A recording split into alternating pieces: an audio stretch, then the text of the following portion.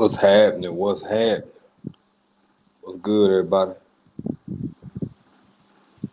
How y'all doing out there?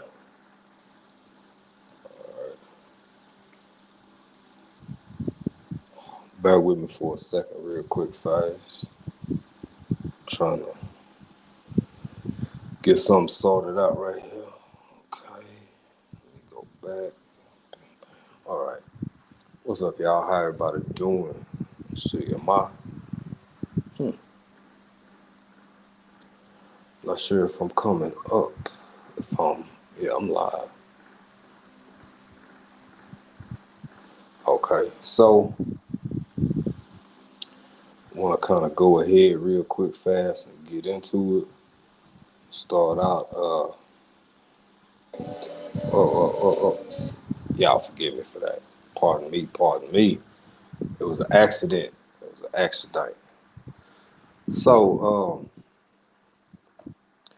yeah, just want to send condolences, man. Again, I don't know how many of y'all just got off Microformer. Microformer just did a Q&O, pretty dope over there. Send condolences to Miss Nikki, everyday life of an OCD-ish chick. Um, Mother passed away. I'm only sharing that because she put that out there. So, and yeah, so that's a difficult experience. So definitely want to show love. And hey, G Mama, definitely want to show love to Miss Nikki over at Everyday Life of an OCD-ish chick. Wonderful woman, very kind, very supportive. So the short time that I've known her and been conversing with her, just real good people. Just real good people. So if y'all get a chance, y'all hop over there and respectfully show her and her family some love, because I'm sure they would appreciate it. Not gonna do my live too long tonight. A little later than I usually go on. I kind of had some other plans that didn't work out. I don't know. I guess it was miscommunication. But yeah, I'm gonna go ahead and dive right into it. So y'all know how I typically do it. Y'all know how I am about getting about getting in grown folk business. Uh, but we all kind of see the trajectory of things, the way they going, and only so much of it really matter. Gee, mama, only so much of it really matter. Where you at in the world, that does play a factor, but you know, people are people everywhere, and circumstances eventually tend to be circumstances everywhere. So tonight, like we always do on Tuesdays, we have us a little open discussion and and uh, talk about a few things that might be useful that sometimes we just overlook. Sometimes we just overlook for whatever reason. It's easy to overlook stuff because you're not thinking about it. Hell, I was looking for something on the table early. It was right there in front of me. Hell, if it was snake, it would have bit me. But I don't really go too hard into. I really try to stick to the gardening, and the farming, the raising the chickens, all of that, because you got personal chickens and then you got business chickens, or at least that's our circumstance. But I want to talk about stuff like this real quick. Now, I don't know if y'all can see that. Let me try to get that light out and get that glare away from that. I'm talking about real simple stuff, right? Real simple. That sometimes people in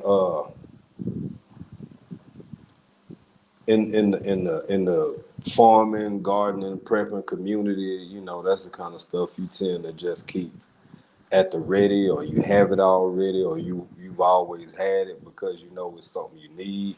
But Not only because I'm over here on the continent, and I readily admit that. I think most people who've been over here that share or talk about their experiences, they they talk about some of the issues as far as infrastructure goes, right? So let's talk about that a little bit real quick. Infrastructure.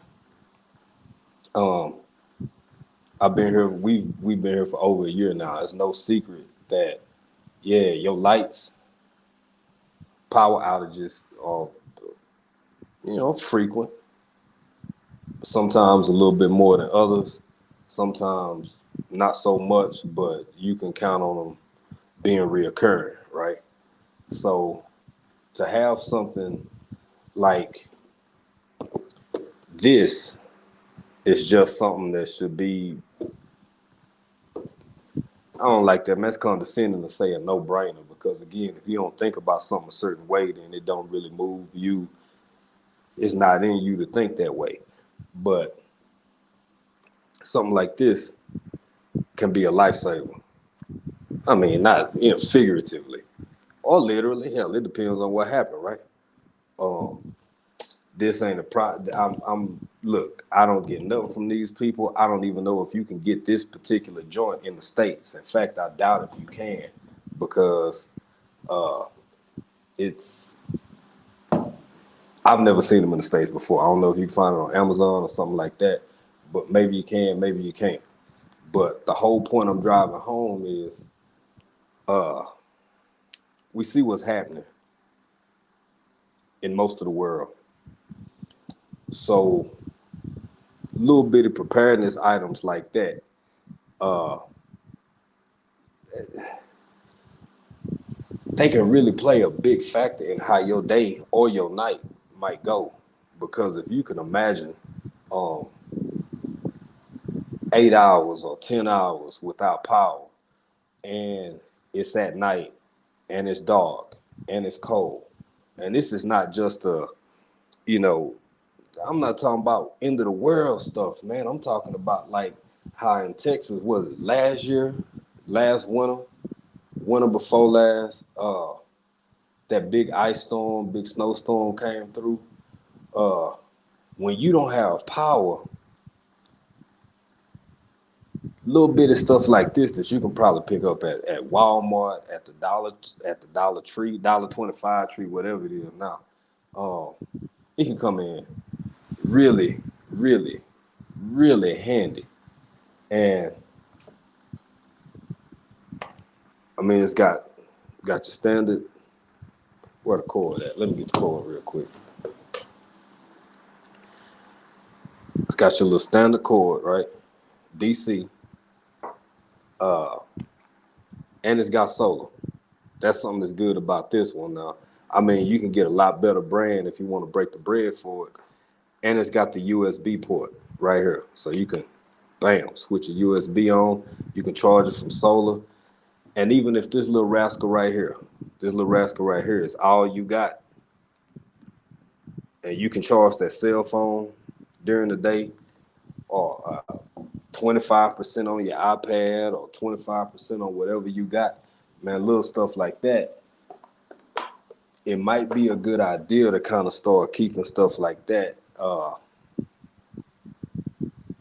in your noggin for emergency purposes.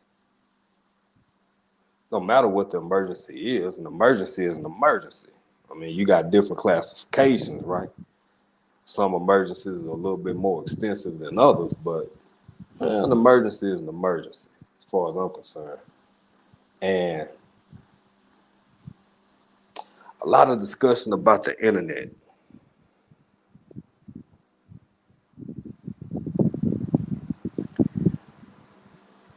What does that mean? That means I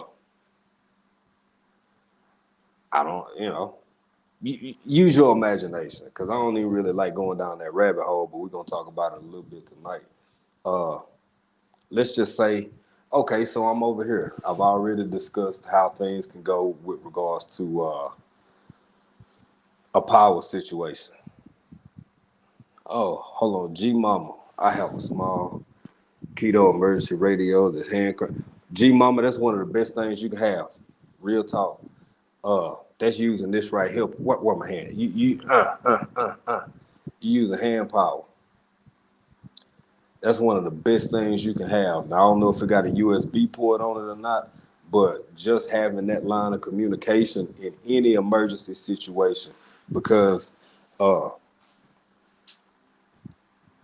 while some people anticipate, plan, and prepare for the worst, I mean, what if it's just something as simple as you not having power for a day or two or three, with no way to get in contact with other people? You don't really know what's going on, and nothing like good old AM, FM, terrestrial radio. So, you know, there you go. It's also USB. So even if you got to sit there and you got to share with somebody and y'all take turns, you can sit there and crank that sucker up. I got one too. I was really trying to focus on this one, but I'm glad you said that, because I got one too. And they come in really, really, really handy. Every now and again, it's good to just break that sucker out, keep them coils going, get all that copper hot inside around that. It's got like a little alternator off in it. Oh, there you go. I keep it plugged in. CG Mama, that's what I'm talking about. You ready? You stay ready. Been ready, stay ready. You got your food. You got these other little trinkets that's gonna come in handy sooner or another. Look, at some point, if it ain't a tornado, if it ain't a hurricane, if it ain't just a real bad thunderstorm, if it ain't wildfire, if it's whatever, you you know what I'm saying, G Mama. You know what I'm saying, because you always ahead of the curve on that. But if it ain't something, it don't have to be the ultimate end, be all, end all. Uh,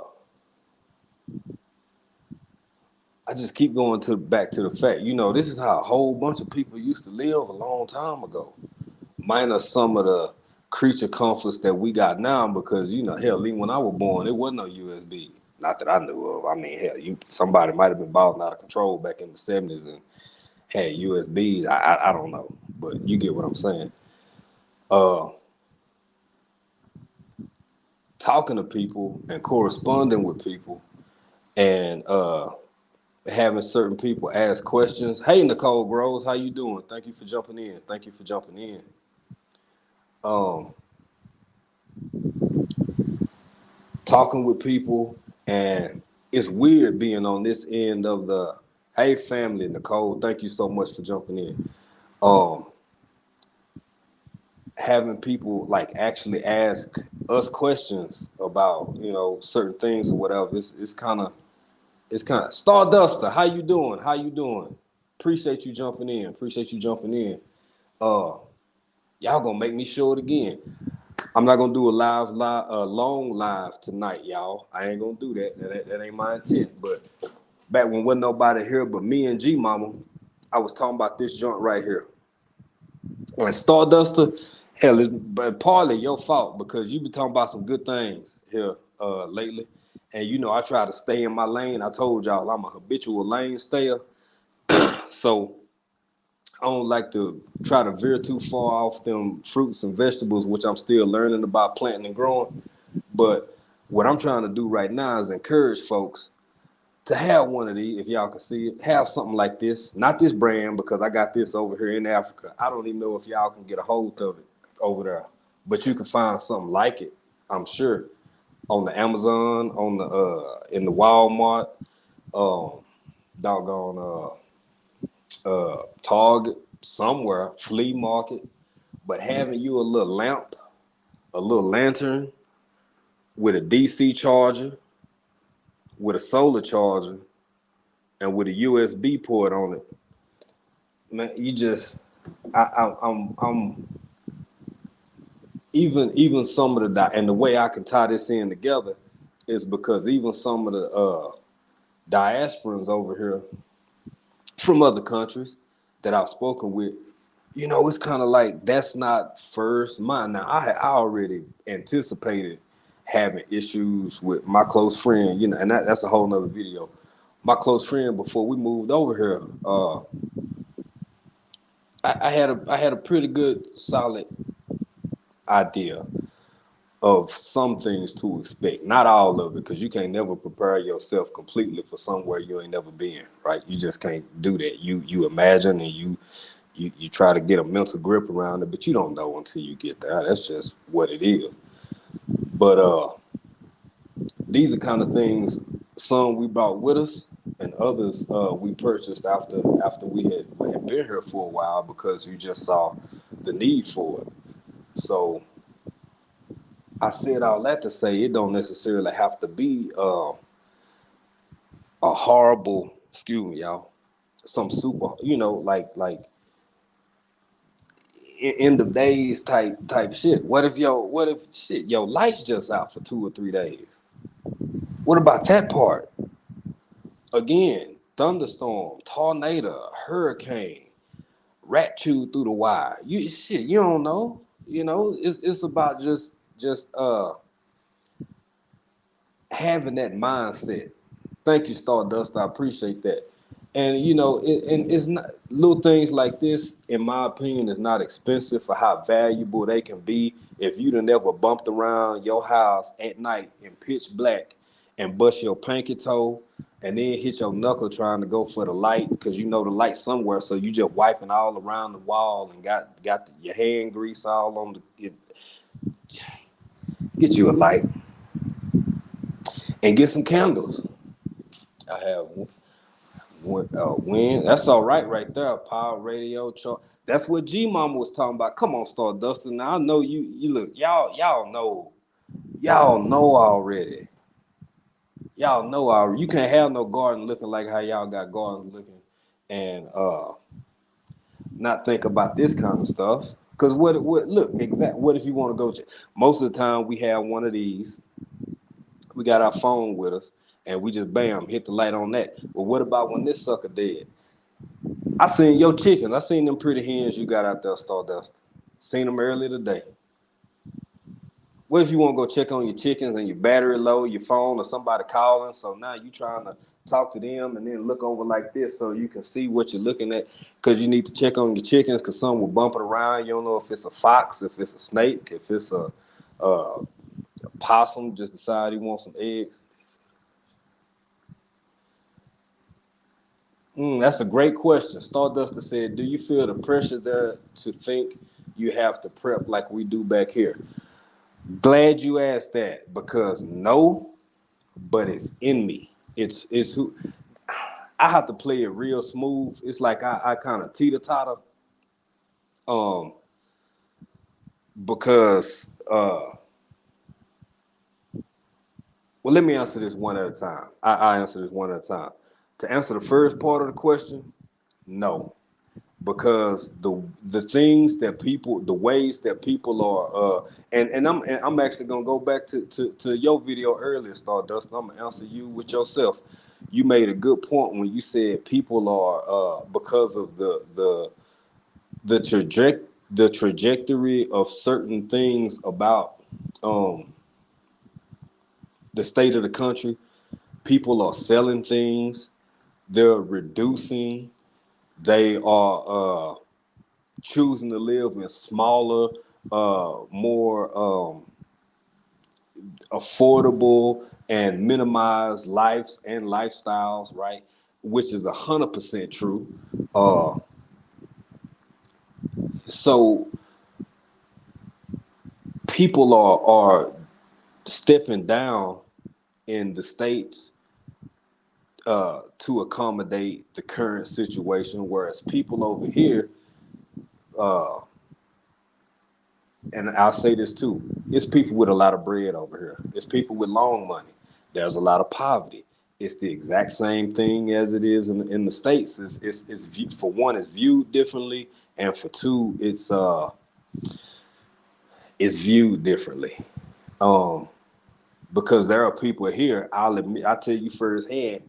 Up until you know very recently in their lives, and the power of the internet, they never knew that there were homeless encampments in America. Like that's not what they thought. That's not what they believed. They were never shown that. They were never led to believe that. Um, Now they know. So the perspective on that is changing a little bit. But to get back to the point, uh, you got people over there downsizing. Here, it's already so ingrained and built in the culture to know how to uh, live and do without certain accommodations. It's like it's second nature. It's second nature. Uh, Whether you got long money or whether you got short money, you see people cook outside like it ain't nothing to have dinner, to build a fire. Now, mind you, I'm not talking about all of Africa because Africa is a continent. It is not a country, for one. For two, I'm talking about not only Tanzania, I'm talking about my area of Tanzania. I'm in the northern region. I'm, I'm talking about what my everyday is. I'm not talking about some of the central parts of the country or the western, uh, more parts or Dar or nothing like that. I'm just talking about where I'm at. So sometimes I can be out taking my little walks in the morning. I see the mamas, we call the women, mothers, mom, dada mama, and they out there like straight cutting wood, been on it too long, hand that axe off or that machete, other mama get on it. Like that's a way of life here. Food is abundant in my opinion because it's everywhere. What country are you in? If it's okay to ask you, man. Oh, I'm in Tanzania, Starduster. Tanzania, over in East Africa. Um, yeah, and one of the reasons that it was such an easy transition for me is because I was already um when we made this move, when we made this transition, I was already both myself and my wife living in a major city, working. Both of us just that's all life was work, come home, see each other for a few hours, long enough to talk about what we need to pay next week or next month and or tomorrow, and do it all over again. And that was real mundane, bro. That real mundane. And it was like, what bills for real. And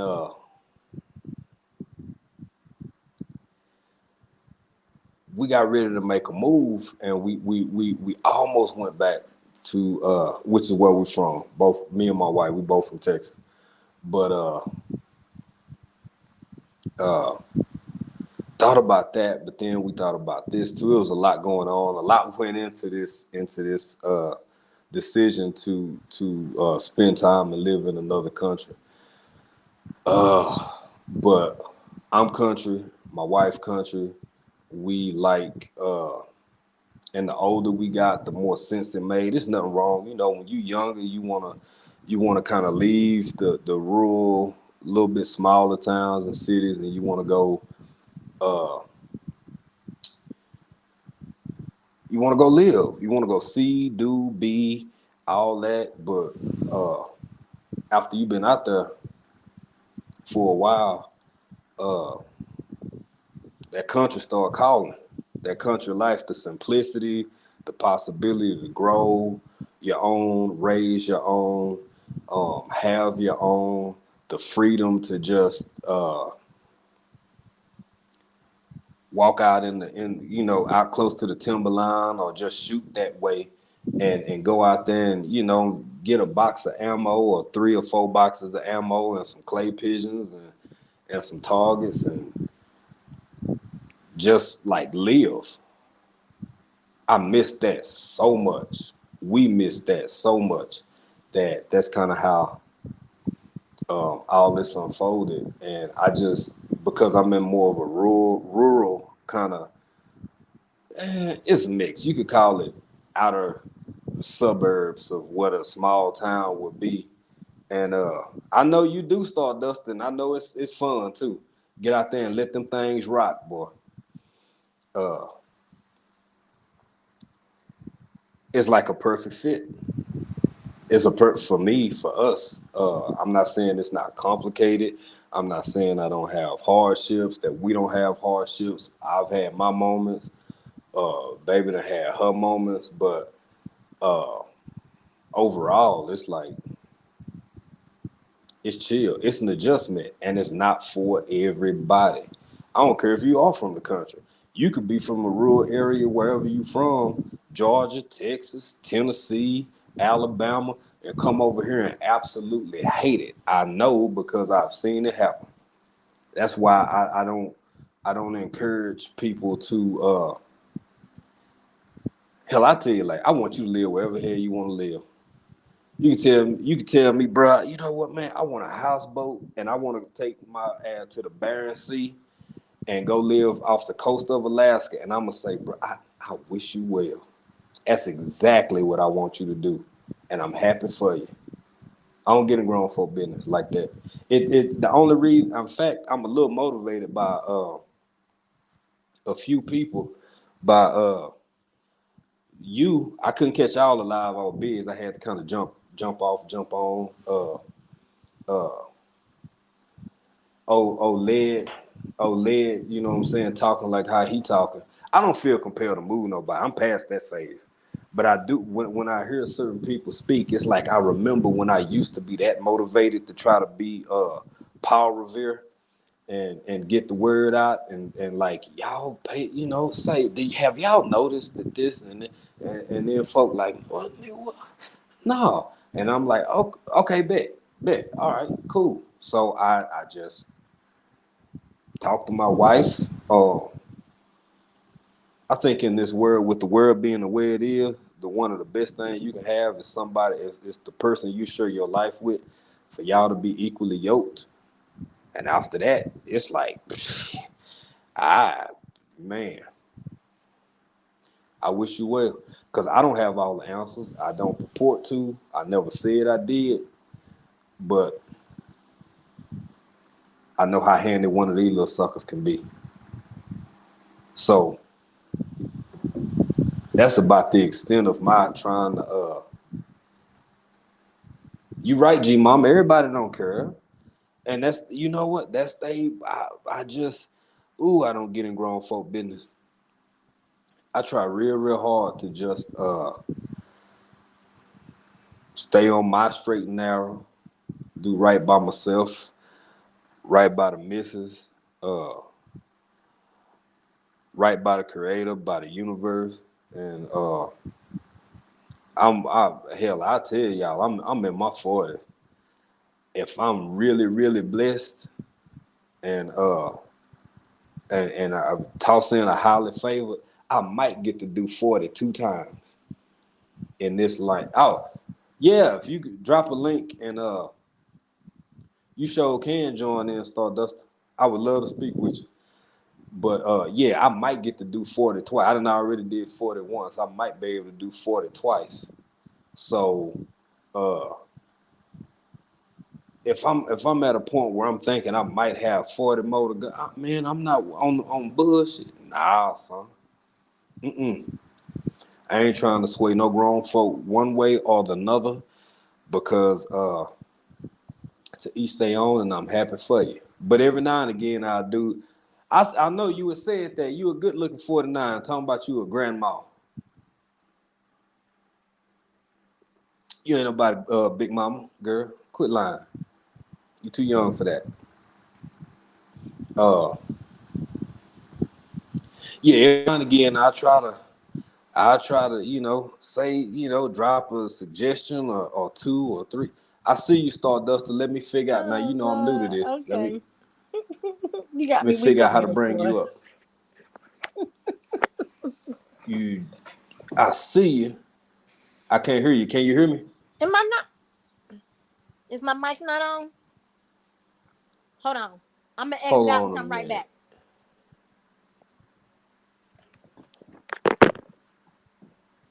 Okay. Uh, You there with me, Stardust? I don't know if it's on her end or my end. She's on what she said. Oh, okay. She said, hold on a minute. I just heard it drag. Okay, I'm gonna keep on going. Um,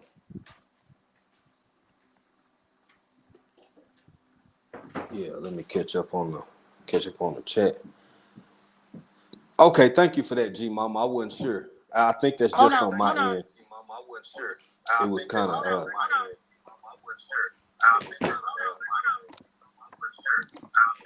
okay. I can hear. I don't know what she. Yeah, better. Yeah, I'm just no. Here, it sounds. She screwed and chopped. I don't hear you. Okay. I don't be out here. Okay. Okay. Thank you, G Mama. Hey y'all. Hey. Yeah. Thank you, G Mama Bros. I couldn't because I didn't know if it was me or if it was her, but she said, "Hold on a minute." So we're gonna hold on a minute. And I'm gonna keep on busting my chop. But yeah. And I got one other thing I wanted to bring up too. Um, this here. This. Anybody know what this is? Just it's an example. That's just an example of and why this might be important. I know G Mama know. I know G Mama know. Mm-hmm. That's that ink, G Mama. That's that ink. That is that ink. And that's somebody who's lived in an environment for a while because, I mean, this ain't the first time in my life I've ever dealt with this ain't the first time in my life I've ever dealt with not having power. In the real dry season, there can be issues even with the water over here. But when I say that my cousins, my brothers and sisters have quite adapted and well adapted to deal with all of this and keep on going. In fact, I put it like this. This is the true story. Most of the time, every now and again, we'll have night power outages, but most of the time, the power goes out during the day. The way that the houses are constructed and built with the windows and the open light, man, when you open these curtains from early morning till the sun is like almost completely down. I don't even turn the light on in the house. The only power during the day is like computer, pads or phones, or if it's warm, maybe the fan or something like that. But other than that, I wouldn't even know. And so much about life here is centered around being outside that uh I mean you really you get to a point where you don't even miss it. Like we don't even notice. We don't even notice most of the time. And every now and again, I'll walk to the kitchen or something and just out of habit, strictly out of habit because it's already lit. The kitchen, the window is open, curtain pulled back, light beaming in. Uh, I hit the light and oh shit, oh yeah, the light's out. But on the regular, don't even know it. Don't even think about it. Don't even think about it. I see Stardust is back. Let me see if how to add you to the stream. There Telling we me, go. I keep telling y'all I am technically challenged. Okay, can you hear me? I don't know what's going on. I don't know why it sounds like that. Sawduster, you sound like you straight out of Houston. I'm hearing you chopped and screwed, and I don't know why. Okay, hold on. I see you good. Okay. Is that any better? I can make out what you're saying, but boy, I need to. Hmm. You just straight Swisher House right now. You is Hmm. Michael 5,000 watts because you is chopped and screwed. I don't know what to do. The picture is great. Now I don't know if it's you, G Mama. You hearing that too? Okay, hold on.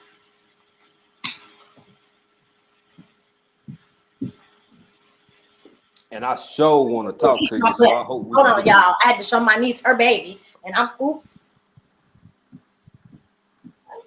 Hmm. I might have to call the missus in here. I don't have the technical skills to fix this one. Oh man, hands in the dirt to jump. Let me see if I can get hands in the dirt over here and see what Stardust can fix her chopped and screwed issue. Hands in the dirt. What's going on, man? This man said chopped and screwed. Yeah, you from Texas. Everybody's chopped and screwed. I'm chopped and screwed too. We got to figure out how to fix this. I know you Go, from Georgia, so I know you don't go to you your ain't really audio. banging screw like that, nah. Go to your audio and make sure it says echo The cancellation. audio. Okay, let me see if there's anything I can do on my end. Y'all know I'm new to this now Yeah, with this check whole out the echo StreamYard thing. Let me cancellation. go to audio, automatic echoation. Y'all say something now. What's up? What's up? Better? Okay, You clear to me, still screwed Starduster. a little bit, but that's better. Okay. Hands in the dirt say he can hear me fine, African. Yeah, I can hear it fine. It's that African Huh. Wi-Fi he got over there. Okay, that's what it is. Got me thinking it's me. I'm like, look now. I walk by good, y'all. You hear? No, don't. Yeah, they talk. Okay, fool. I'm sorry. I'm just joking. On the stream is fine. Y'all don't be You, putting that on me now. hey, make It sure may you don't be. have your YouTube open, You talking man. about the earbuds? Could be. Let me see. Okay.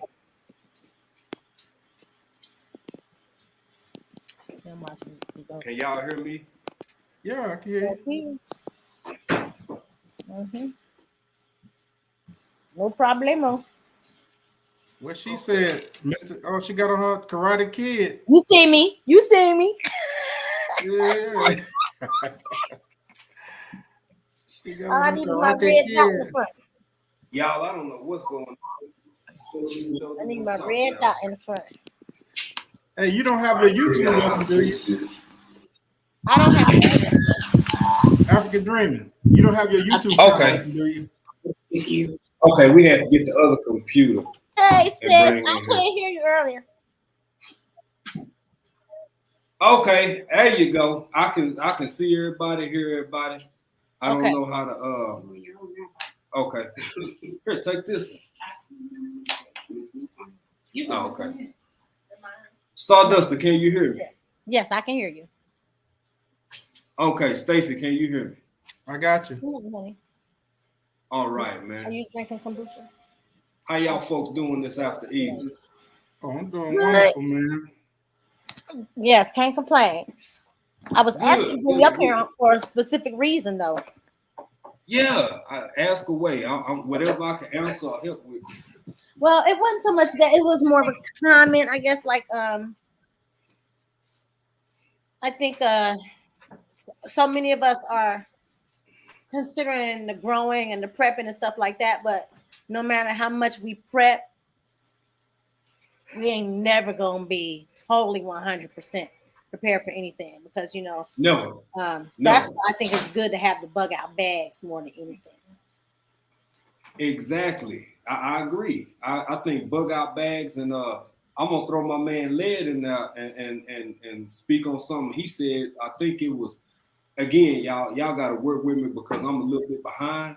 So I try to catch up on everybody whenever I can because day for y'all is night for me and vice versa. But I caught up on one of his lives and he said he talked about having a passport and the Yeah, importance of a passport. yeah. Mm-hmm. And I really, really think that's something people should entertain, but I don't know how to No, I'm not gonna say that. I'm not gonna say I don't know how to. I've lost interest because I've been that guy before. I've been that person that tried to convince and make suggestions and drop little nuggets and say, hey, why don't you think about this or that or whatever? And you know, I just decided to let certain things let that part go. But a bug out bag is a great idea. A passport is a great idea. I think some of your bucket grows is a great idea. Because while speaking of having a bug out bag, what if you got 2 or 3 tomato plants in the damn bucket, and on your way jumping in your RV or in that van or that SUV or whatever you got, you just set them suckers in the back and bend them over. I mean, take them with it would be you. nice if we could take all our stuff with us, but it's good to. I don't know. Do y'all have like I ordered seeds, the kind of seeds that are sealed, and so they're emergency seeds. Right. Waterproof thing, so I can take those with me in addition to what I already have. You know what I mean? Like I have that in my bug out bag too. And there's different ones that come with you can get an herbs kit, or you can get a vegetable kit. You know what I'm saying? You can get different little kits of specific seeds. So looking at getting those too. That's good. That's good. Mm-hmm. We had a lot of things like good that. Stuff. What I need to learn is all that stuff he's doing with. I need to get up on the technical stuff. When he does the things with those generators like he does, that is amazing to me. And I'm so glad to see that we got the 2 gun channels too, because we need to have more people doing that. Like where I am, my son, he's like a whiz with guns. The 17-year-old. And I'm like, son, why don't you start an organization with some of the other, young guys from around here? They don't just all be black ones either, you know what I mean? And y'all start getting together and stuff, go fishing, go hunting, learn some skills, because my baby was born in Cincinnati, raised in Cincinnati, Ohio. He learned how to do a fence last year, helping my neighbors and them put their fence up in their yard. But that's only been one experience, to be able to do that on multiple occasions, though. He could probably wind up doing it like it was nothing once you get the opportunity. One of the things I would like to do here, y'all, and it's kind of difficult because I'm not from here and I don't really know any people here. I don't have a family here. I would like to do something where these kids have the opportunity to. They used to have the 4-H program, which they don't really do here with them like that anymore. But where they're learning about horses, like here in this town, is big on welding. Welding is really big in this town, and that's a useful skill too. Yeah, that's what I'm saying. Like because a lot of the kids. Should I ask my son how many kids were in his class? I think he said maybe like 50, and he's a senior. In his graduating class. Wow. That's one of them small look. Yeah. And I would have expected more than that, to be honest with you. But he said a lot of the kids been dropping out. Wow. That's crazy. That's crazy. So you in small town. Y'all give me 1 second. Yeah. Okay. Yeah, it's like 7,000, I think. 7,500 is population here, maybe. I just found out the other day that the town up the way from here, on the way to Tallahassee, shoot, they still shut down on Thursdays for Hang on Thursdays. Girl, hush. You in one of them sundowns. I'm not. Or close to it. You adjacent. Yeah, like you that. Sundown adjacent. Like that. Well, I know all about that all too well. I ain't trying to be funny or nothing, but they got all these little mixed grandbabies, so you better get over your emotions about the race stuff. Because all you doing is driving your family members into the arm of the race that you don't like. Yeah. Get over it. You got babies. It's so much to worry about and so many things to be concerned with. I agree with you 100%. I mean, the small stuff. It seems like every day, if you pay attention, or if you're looking at what's going on around you, everything that was a big deal on Sunday ain't a big deal by Tuesday, and everything that was a big deal on Tuesday by Thursday, everybody forgot about, because it's just this escalation. It just keep escalating, and all we can do is what you doing and what Stacy doing and a lot of other people in the community is doing. And I like the fact that everybody can do it their own way, and then share thoughts, share ideas, and bring it together and make it work. Because I tell you, if I had a farm like what you got popping over there, and I be trying to land, folks around here. I'm trying to I share Abdullah. That was my goals. Like I thought that the folks down here would be more into that. I met this guy this past weekend. Me and my son. He's a paramedic here in the city.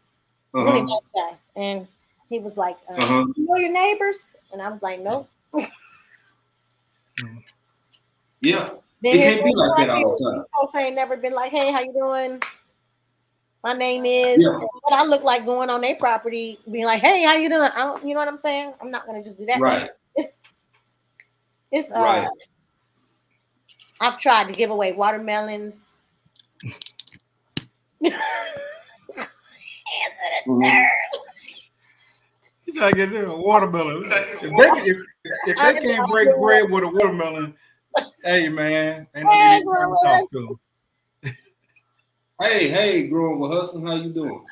Yeah, but I think I heard somebody say something about some watermelon. Huh?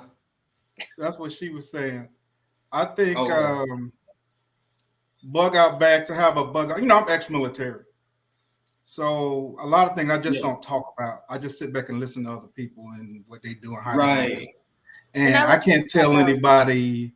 I'm not going to tell anybody what plan. You know, everybody is right. Whatever works for you and your family. I respect that. That's the right thing. Yeah. So a lot of times I just sit back in the cut. I'll say nothing because I don't want everybody to know my plan. You know what I'm saying? Exactly. See, I know I got a big mouth at times, hands in the dirt. Sometimes I be wanting to shut my YouTube channel down just for that. Oh, me too. I mean, a lot of times I was telling my man last week, like a lot of times I don't even be feeling like videoing, but I would say this: have a bug out bag just in case you got to get out of your place, but be prepared to survive in place too, right? You got to do both. You got to be prepared to. I might have to buckle down right here. What's this? Or I hunt, right? So, you know, when I hunt, I'm looking at areas in the woods. Like if it hits the fan, I'm not going to get in my car and be driving on no highways. Where you can go. Exactly. So I know all the back ways around my area. I got some spots that's like 10 minutes away from my house. When I'm out there hunting, I'm looking for not only just deer and whatnot. I'm looking for like if it hit the fan, shelter. Yep. Okay, I can shelter. I can hit these woods. I mean, believe me, man. I don't lived out in the bush for 6 months at a time. So you know, and that's the extreme. But most times we be out 30 days, 45 days at a time. But I'm like, I can get my family. We're gonna get off grid into these bushes right here, and I know what to do if we have to lay low for a few weeks or whatever. Because you know we don't know what's gonna happen, how it's gonna happen. Look at Ukraine, where I can get off grid for a minute, and you being out there as long as you just said 35, 45 days. If you can survive that, you can make it 90. Oh yeah. You can make it 90. You can make it 6 months. It's a mindset, and then it's Stacy on that hard living, on that army living. Well, if push come to shove, I'm prepared to do that. I'm not finna go get on no highway because they're going to be bogged down. Everybody gonna get on the highway. So I got something that's 10 minutes away from me. You know what I'm saying? I so agree. I can, even if I can't get to it, I can get out the car and walk another 15. You know what I'm saying? We gotta think like that though. And but you know what? Out of sight, out of mind. Jordan. I'm sorry. Yeah. So I just shot a video. I haven't released it yet. Me and Stardust, we was talking about it a week or so ago, but I went on and shot the video. I just hadn't released it yet on making deer jerky. And I was talking about that'd be something great to put in your bug out bag. You know what I mean? like dried meat, dried this. You know, I have a dehydrator, I have a vacuum sealer.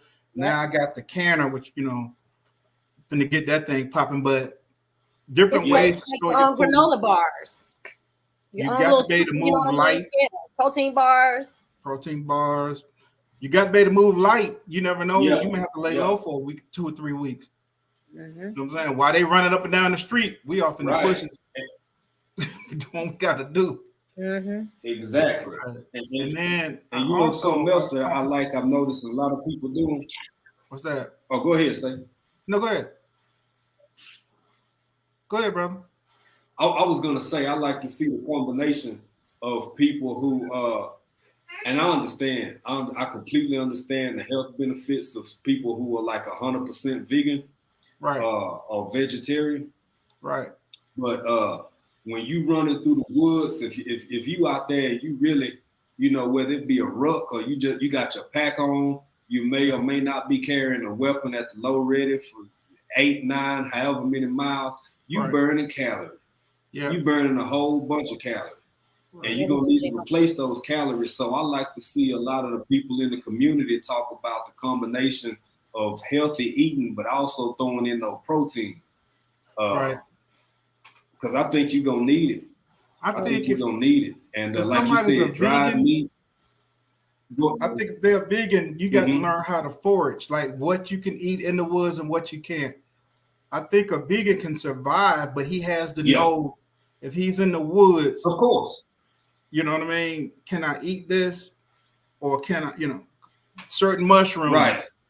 And all these different things. Because some of these mushrooms do taste like meat. I don't know how much proteins and stuff that they're giving you. I don't know nothing about that. Like I was talking about the one earlier. What did I say it was? Lion's mane. Lion's mane. What's the other one? Rooster something. The mushroom that look like. I know there's chicken of the woods. Chicken of the woods. There you go. Yeah. That's one that grows wild down here. Yeah, it grows wild here too. That's another thing we need to start doing is teaching people how to go foraging for those things more often. We need to start having classes on that. Like that's one of the reasons why I do want to do I think if I do the Master Gardener, I probably learn about that in the Master Gardener's course. Maybe, yeah. I would assume. I don't know. I need to find out before I just assume. But I would call them and see it because somebody may have a foraging class that may be better suited. You know what I mean? You just have to call and see. I think if people know how to forage, I've seen it on YouTube. Yeah, and where they walk through mushrooms and they showing them what you can and what you can't eat, and survival books and stuff like a lot of stuff. People got to open up a book. Hey, what's up, Microformer? I got a couple of books on foraging for mushrooms. I got a couple of books on that. There you go. I seen your little encyclopedia doohickey on the wall right there. Man, listen, when I seen those books at that garage sale, I had to grab those. Yeah. Hi, Microformer. Hey, Starduster. Yeah. I want to say something. You said that. There's something else I was going to talk about tonight. Y'all see this? You talked about your encyclopedias earlier. Yeah. Okay. That's exactly what that is. And you know why I'm holding up this ink cartridge? No, why? The same reason I'm holding up this sucker right here. Refillable ink. Because if the right wrong circumstances happen, refillable ink, and you ain't got something on one of these right here, with one of these right here, and I can't talk to y'all like this no more on this here internet, right? How can I remember what you told me about them mushrooms? Right. How can I remember that recipe I got from you got to start hand jamming stuff. That's true. For your own good, start hand jamming this stuff. Write something down. If you want to take a full page and just print out a page at a time and make you a 3-ring binder, look, man, I think people really gonna have to accept that we can gain some benefit from going back to some old school style ways of having hard copies of things that we need to preserve. Right. Because all this stuff y'all telling me right now, I want to remember it all. But if this here internet go down, or if this here StreamYard or whatever the hell this is, I can't get on it tomorrow. But you done told me something real pretty, and I done wrote it right here. Guess what? I can go in that kitchen to make whatever you just talked about. I do that. I literally have a. So that's I have all something kinds of else. little composition books. Mm-hmm. I got composition books with Good. recipes on essential oils, soaps, and things like that. Then I got one on bread, how to come up with your own laundry detergent mixes. What to mix together to make your own pancake mix, as opposed to having to go out and buy some biscuit or buying some buttermilk. You understand what I'm saying? Make your own. All the old school stuff. Yeah. To me, I like new school too. Don't get it twisted. But of course, me too. I think it's because I grew up in the city like I did, and even though in the summertime, when I was saying earlier in my life how I would go camping and stuff like that, and we learned how to horseback ride and stuff like that. I grew up fishing and boating and stuff. I think that's what it was. It's just getting a little touch it out outdoor life like that. Yeah. You know what I mean? And it's like when you get older, and I think you get wiser. Hopefully, everybody does. Hopefully, hopefully. You start to look at things and you value stuff differently. But also, you can see it in your personality too, because you just have one of those personalities that's susceptible to that type of information. You could have been born in New York. You could have been born in the heart of Manhattan. But you just have the personality that's open enough to say, okay, like you said, as we mature, and being exposed to it too, though. I think being exposed to it too. And being exposed, yeah, absolutely. How would you know it was there? They're not exposed to anything at all coming up. They don't know what it's like to go around the corner up the street. You know what I mean? They simply know their little hood. Ain't never been outside their little hood. So, but being able to go fishing and putting a fish in that hook in that water and reeling that back. There you go. Creative and critical thinking. I read stuff like that. And critical thinking.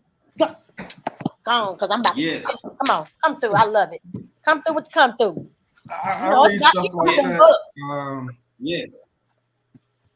Because a lot of times you got to change your mindset. All right. Like I'm gonna give you 100% credit for what you did with you and your family.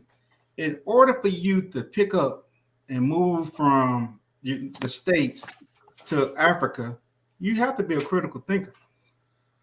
You know what I mean? Because it's a whole lot of. Thank you, sir. Yes, sir. Thank you. You have to be. It's a whole lot of things got to be checked off. You know what I'm saying? You might, Put your hands in the dirt. Talk that through. Okay, if this happened and then that happened, then I may have to, that through. You know what I'm saying? You always got, you think 10 steps ahead. You know what I mean? That's the way I think. I mean, when I go in a room, I'm just like the frugal nurse. I was on her live, one of her lives in the chat. And I was like, just the way I move and the way I think. If I go into a restaurant, I always have to be facing the door. You know what I mean? As soon as I walk in, I know what all the exits are immediately. You know what I'm saying? That's just the way. Absolutely. I need that book title. Yes, sir. I need that book title. How about this though? Just to balance your brain. I love that. See, we're on the same wavelength. Yeah. Okay. Yeah. Okay. I love that trivia stuff. Yeah. There you go. Now, y'all I'm gonna show y'all a book I just got. This is a book I just got. Y'all get a chance. What y'all got? What you got, Stacey? That's that. Let me see. It ain't coming through. Let me take my what's name down. My virtual background down. Okay. All right. Now I ain't got none of my good books over here, but I had to be selective because we still got stuff in storage. Kendrick, that was a movie, ain't it? Buck Food, huh? Oh, this right here. I'm just plugging microphone my book. Okay. This book. Okay, then. You don't write a book. Buck Food. Let me write that down. Yeah, you can get it on Amazon. You can get it on Amazon. Okay, sure. Yeah, I'm gonna plug my brother, man. Type it in the chat. Yeah, I'm gonna plug my bro. You know what I'm saying? I sure will. He supported me with my merch. Grandma Rose talking about her tote of greatest hits. I know that's right. I'm sorry, y'all. I got a little distracted. Squirrel. G Mama, what you told? You said grandbaby make fun tote great. Look this up. Encyclopedia of Animal I feel you, Predators. G Mama. You know, I try to be on top of stuff too. And my thing is, because I thought about what you just said, when the grid goes down, what you gonna do when the grid goes down? I got a library. This ain't nothing. That's good. This ain't nothing. But like homesteading books. Loads of books on homesteading. Yeah.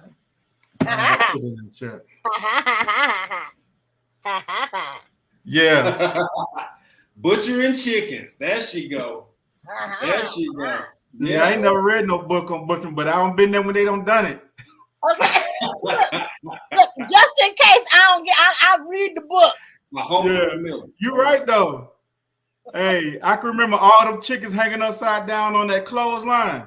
Yeah, I want to learn that stuff so bad. Man, the fact that my grandbaby is being brought up doing this, I love it. You know what I mean? When she come down here for the summer, she be out there trying to climb the fences and stuff. She get to be a little tomboy running around and playing in the dirt, and I love it. And my niece this morning doing the same thing.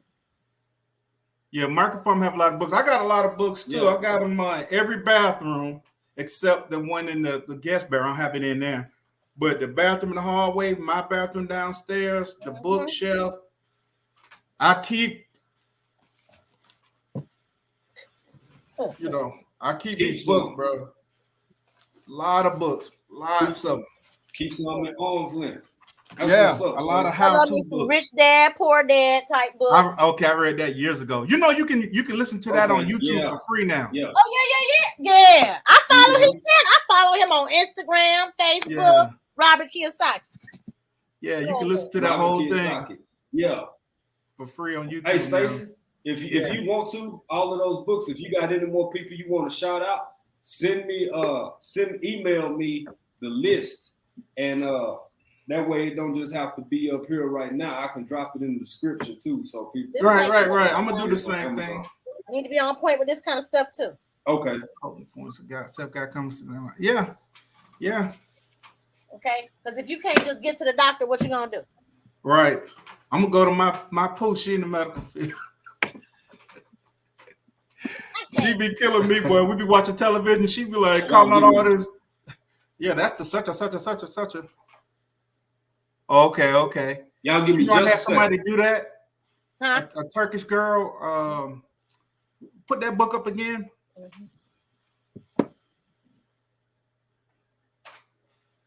Oh, acupressure. Oh, okay, that's something different. I thought it was something else. Now that was the acupressure and reflexology, and then there's This is acupuncture. No, not acupuncture. Acupressure as well. The trigger point therapy workbook. Yeah. All the stuff is good to have. Is good reading. I think reading keeps your mind sharp. And that trivia, when you put that trivia up, I love trivia. Yeah. Yeah. My bathroom, I got all kind of crossword puzzles and stuff in there. Sudoku, I used to do those things, man. I used to keep buying those Sudoku. I love those things. I started off with the easy ones, and then when they got real easy, I just went to the advanced ones. But anything I got to help with building up that brain power. Yeah. My room is a hot mess, y'all. I cannot show y'all my stuff. I mean, I feel so embarrassed. This weather don't got cold here. Enjoy again. I'm listening to you. I'm just agreeing. The temperature's dropping. I was out there. It's raining. It's gonna rain all week, but it's gonna get really cold this weekend. Yep. Back down in the 30s. So I had my flaps up on my greenhouse. I had some doors open. I had to close them. Yeah, it's gonna be cold. It's gonna be Friday. The low is gonna be 32. Saturday, the low is gonna be 22. High 38, low 22. Saturday. What? Okay, never mind. I ain't gonna question it. Just crazy. It's just crazy. Yeah. So and now ours wasn't getting that low. Oh my God, it is now. It's showing Sunday morning. It'll be down to 29 degrees Sunday morning. Yeah, it's crazy. It's 22 in Georgia. So 65. Yeah. 65 in the morning tomorrow, 64 Thursday, 62 Friday, 35 Saturday, 29. Thank y'all. Sorry about that. Hey, no problem. I'm finna go harvest all my greens, right? Because I got some greens that's bolting. I was telling microphone, I'm like, man, my greens bolting. My broccoli romanesco, it started to go to seed. I cut that joker off yesterday. It was spreading out. I cut them off, cut them up, put them in the pot last night. Yeah, season them up with some butter. I ate that broccoli. And I gotta do all that today too, because it's going to literally start raining tonight and be raining for the next 4 days. Yeah, it's been raining for the last couple of days. Hopefully I get a break tomorrow. I was gonna do it before Microfarmer went live. I had my stuff ready to go harvest all this stuff, but I said I'm gonna check my brother out. But now I got to wait till it start raining. I'm gonna get all them greens, bro. I ain't finna let my greens freeze. No. Yeah, you better go and get them. Yeah. I'm trying to bring Microfarmer, where you at? I'm trying to bring you in. He just ain't sitting in the chair. You got him up. He just not sitting in the chair yet. Okay. Okay, so now look, making colloidal silver. How to make your own colloidal silver. You know how you talking about writing stuff down? Yeah. That's what I do in this book right here. Yeah. I write all kinds of stuff down in this book. That's what's up, candles. That's what's up. Yeah, I keep buying. I got recipes, different tincture recipes. Yes, sir. I keep mine, and addresses, phone numbers. I got that. I can't remember nobody's number. You know what I mean?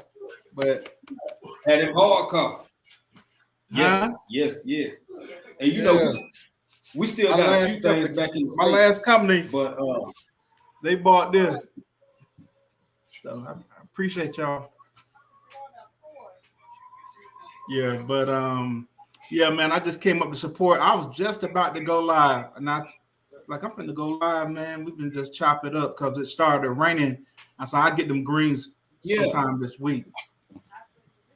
Hey, I really appreciate that, bro. I really appreciate that, man. What I'm gonna try to do is I'm new. First off, man, between you and Michael, there he go. He up now, but he ain't even in the chair. Between you and people like Stardust, Microfarmer, y'all don't mind taking these people who new to the game and kind of taking them under your wing in a sense and just sharing and teaching. And I know y'all know all too well, but it's a whole lot of people out there, and that's their business. That's their business to do that because that's what they feel like doing. They really don't like to indulge with the newcomers because I don't like that tip I got from you about them white flies. Yeah. Man, I mean stuff like that, man, that's helpful. Yeah. Plus you show love and y'all support each other and little bitty channels like ours. So I really appreciate it, man. And Stacy, you getting ready to go up. I'm gonna go and hand the baton off to you. I'm gonna jump off because I didn't even think I was gonna be on here this long. But I want to say, man, I really appreciate y'all the cut for, the love, the respect, the teaching, the patience, and man, I don't care if it's online or if it's in person. If you good people here, you just good people. That's how I feel. That's how I feel. I saw your channel. I seen you, say something in a couple of my comments. I was like, let me check this brother out because I follow some other people in their rivals and all these different channels that's in Africa. So I follow Terry and his, so I'm like, African Dream, what's this brother about? And so I went and looked. I was like, he let me up here. Oh, I'm glad. He treated me like I was Wendy Williams. All right, how y'all doing? Kanye. What's going on, bro? Like you Kanye. Treat like Kanye. No, you treat him like you Kim Kardashian. Everybody get a turn. That's right, G Mama. We learn from each other.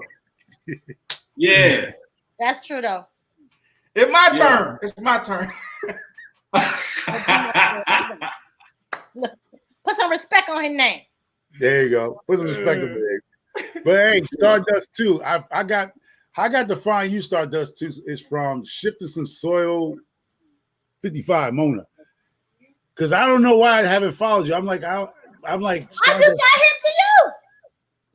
That day you was doing that live, and I subbed to you that day.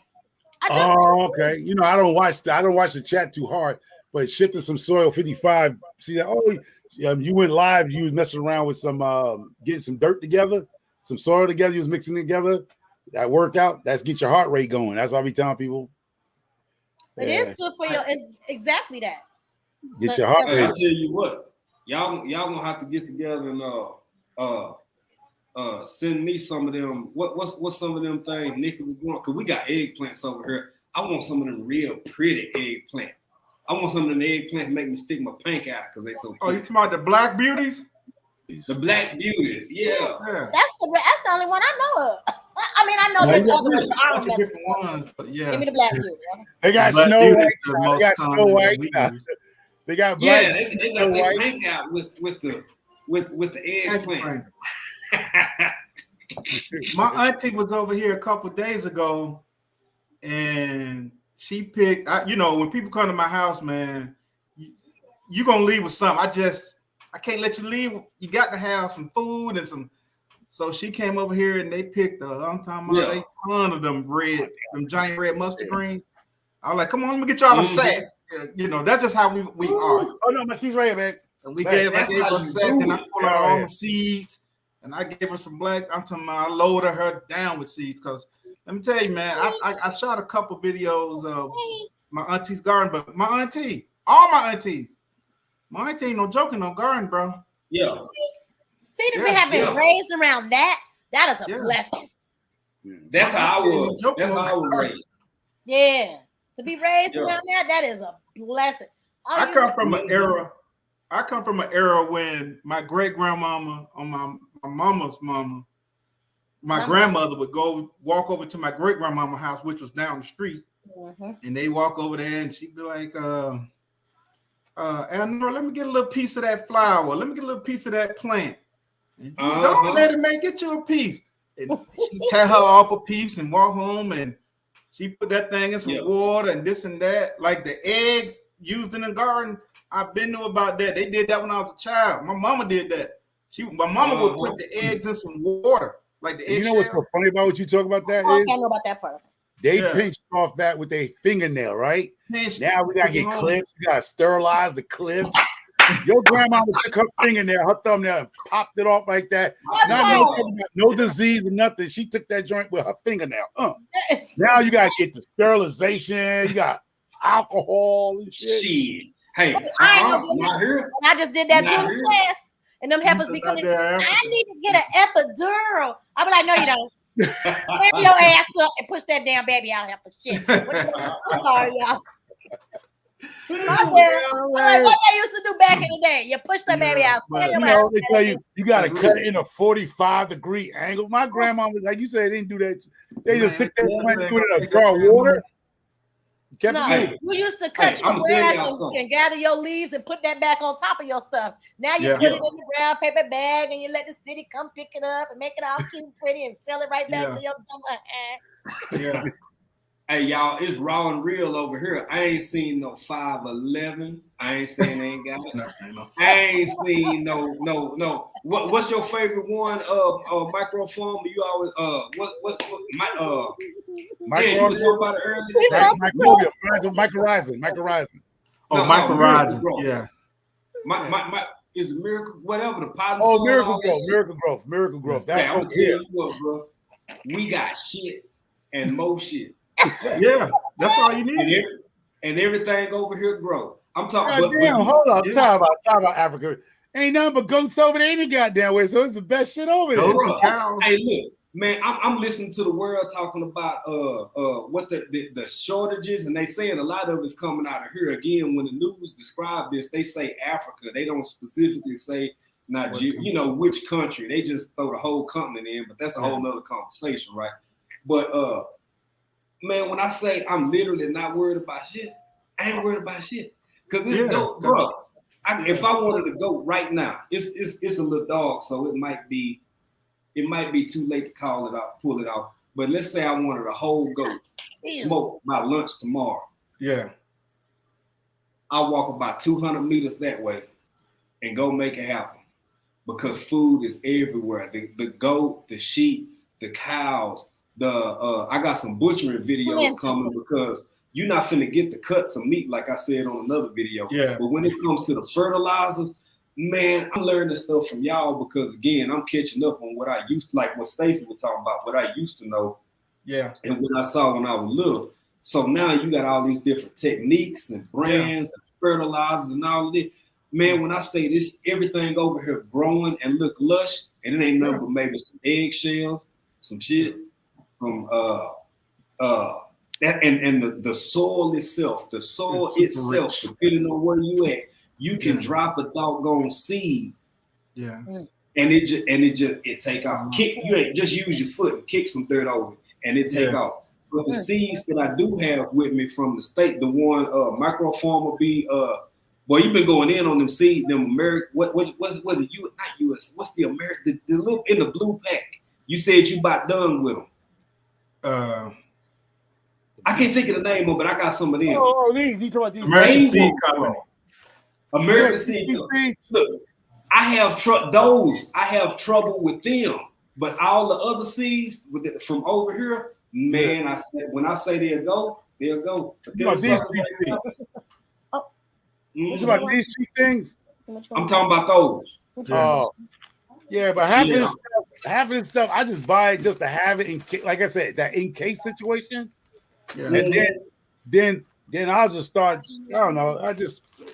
I'm a seed addict in a sense, but at the end of the day, I'm gonna grow a few of these things, but not all of them. But I have my giveaway. I actually give them away. If you could get fish scraps, I don't know how close you are to some water, like you know where the fish come in at, but if you could get like the scraps and this and that from like the fish and put that in your compost pile, you win. Yeah. Crab. No, man, I used to fish with Mr. John. His compost pile was about, I would say, probably about 7 feet tall, if not taller. And when we would go fishing, like the little small fish, or if he filleted them or whatever, he just throw them up in the pile and cover them up. Throw them up in the pile and cover them up. And when I tell you, he reminded me of my great uncle. That's why I used to love to be around him. When I tell you, he had collard green come up to your waist, I'm talking about big old collard. Everything around. I was selling collard greens at work. I was selling collard greens at work. I came to work, I was eating my greens right in the break room. I'm eating my greens. Somebody told me, man, where you get them greens from? I said, oh, man, I got them from Mr. John. Okay. They're like, oh, he don't sell them. I said, I don't know. I asked him. I said, Mr. John, people at work would ask him, you know, would you sell your collard green? He like, yeah. You know, old man. He told me, but you got to pick them now. I ain't picking them. Okay, that part. Yeah. I got that with a black trash bag. Yeah, black trash bag. I remember those kind of days, man. Yeah, I remember those. I ain't taking none of the proceeds. It was just a pleasure because everybody at work like, man, I want a bag. That man has so many greens, man, that make no sense. I take it to work and I forgot what we sold. Cincinnati having greens like that coming from outside the city into the city. Ooh. Yeah, them greens were tender, boy. Yeah. I'm trying to get greens like that. And you know, Stardust said something earlier in one of her videos or live. No, it was earlier today. I think it was live, talking about bartering. Because I used to see a lot of that too back when I was younger with the older people, my grandma, all her cousins, her sisters. Yeah. It was just a swap of if this person, and that's what I see every day over here. That's how everyday life is over here. It's very, I can't explain to y'all. It's a mix of modern, but still it's like old values. Like old values. Yeah, because you know if you don't have this and I got this. Money doesn't have to come into the equation. If you got X amount of meat and I got 3 bags of potatoes, then hell, let's make it happen. Yeah, it's very and the more I see it, the more sense it makes because it's so. If you see it every day and you see people live like that, you see how practical it actually really is, man. And how simple life can be on a daily basis because you cut so many other elements of trade and negotiation out. Right. We're talking about the basics: food, water, and shelter. Yep. And in the dry season, I see people do that with water too. You see the guys on the little Bajaj, the scooters, or somebody on the back of a small truck, man, because this area of the village might be low on water or didn't have water, and people will share like that. Right. They'll find out family members in another part may or may not have this or that or whatever. And it's like the camaraderie, the sharing is it's like small town East Texas, bro. That's how we survive. That's how we survive. I didn't think that existed no more because I hadn't seen it in so long. But yeah, it's here. It's here. And I'm gonna have to get me some of the rings Stacey was talking about. Yeah, my family like really tight knit. Me and my mother was talking about that. I said, Mom, our house was like Motel 6. Like we always had a light on. You know how you're a little kid, you wake up and then somebody in the house, your cousin, you wake up like, what? Always. And then they don't come. They may not leave for 6 months, you know. It's just coming. It was the same way, man. Same way. Yeah, that's how it was. It's like we always had family members coming and going. It's just always been like that. Yeah, it's always been like that. Yeah. I said, Mom, so we were like Hotel 6, you know. I remember my cousin, I ain't even fool with them like that. Like I knew who they were, but we weren't around them, you know, like that. But he was my mother's first cousin. Her son ran away from home. And like I said, I knew who he was, but he didn't live in my area. And in the middle of the night, somebody knocking on the door. My mom opened the door and it's my cousin. I'm looking like, you know, we kids. Like, what are you doing? I'm waiting for the parents to come or something, you know what I'm saying? Yeah. Man, this man don't ran away from home. It happens. I said, what make him come to my mama's house? You know what I'm saying? It's not like, but he had to be around her and felt something, like some security in her. Some safety. He came to our house. He did it more than once. And then my mom had called her cousin and told him, like, look, just let him stay over here for a while, you know, until stuff cooled down, blah, blah, blah, like that. And he stayed over there with us for a long time.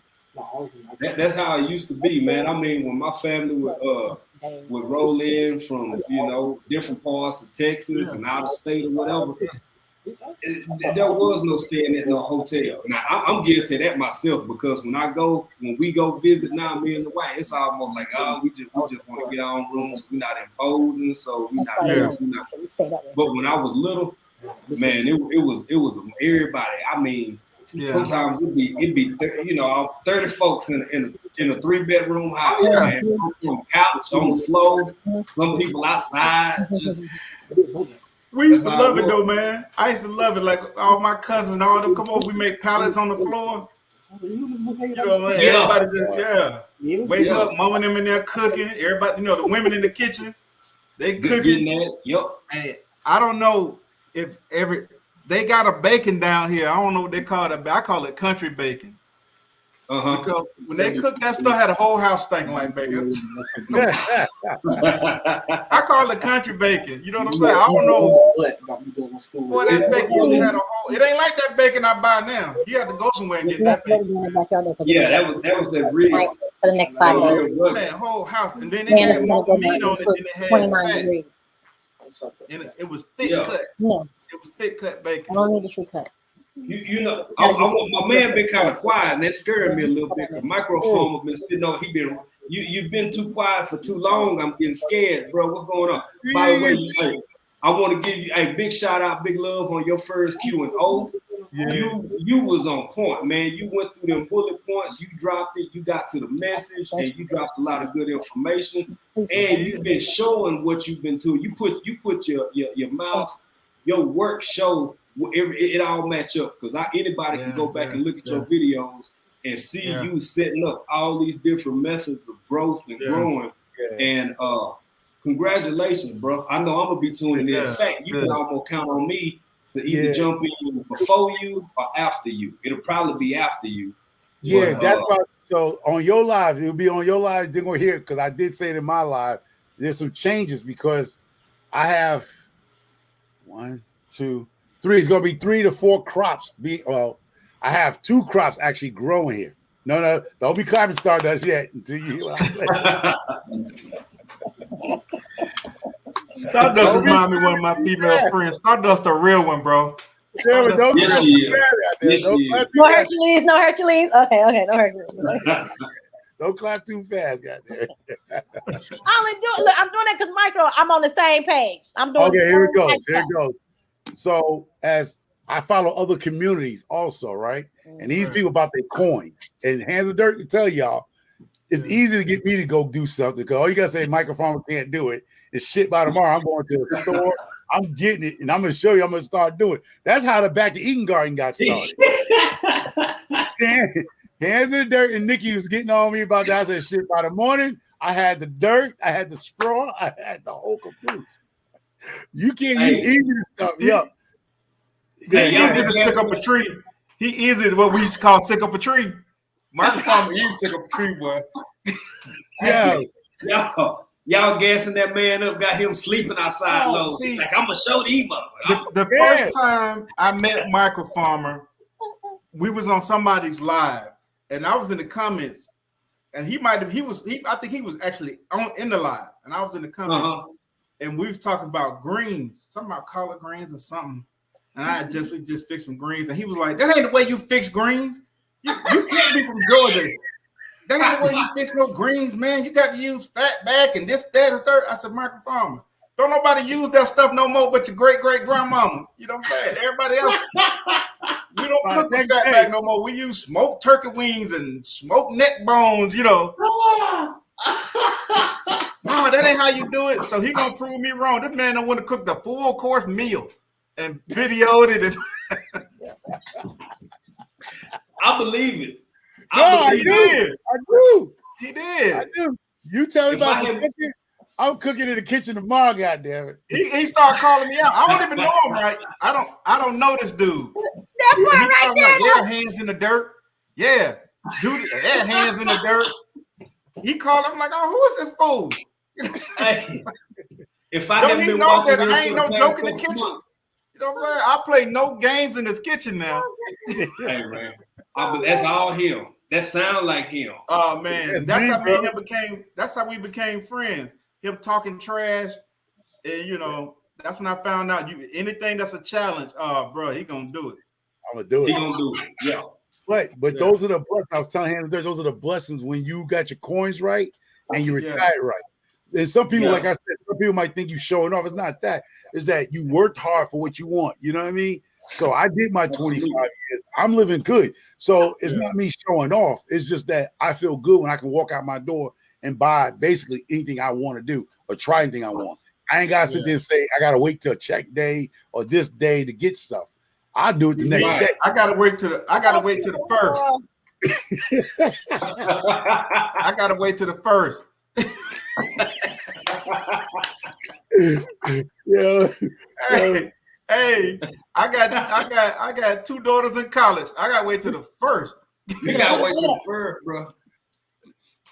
I ain't nothing wrong with it. Ain't nothing wrong with that. But some people do take offense to it because they're showing off. It's not that. I put in my work already. That's what I'm saying. It's a difference when you put your work in, you're still working. I done put the work in. He's still putting his work in by getting his daughters through school. So I understand. You know what I mean? And I don't want, you know how you got your nest egg and you don't invest the money, and I got blue, you know. Yeah. You got that little egg, you don't want to touch that thing, boy. Right. Once you go in and start fooling with it, you be like, oh man, you start teasing with it, man. Let me take cup 3,000. It'll be all right.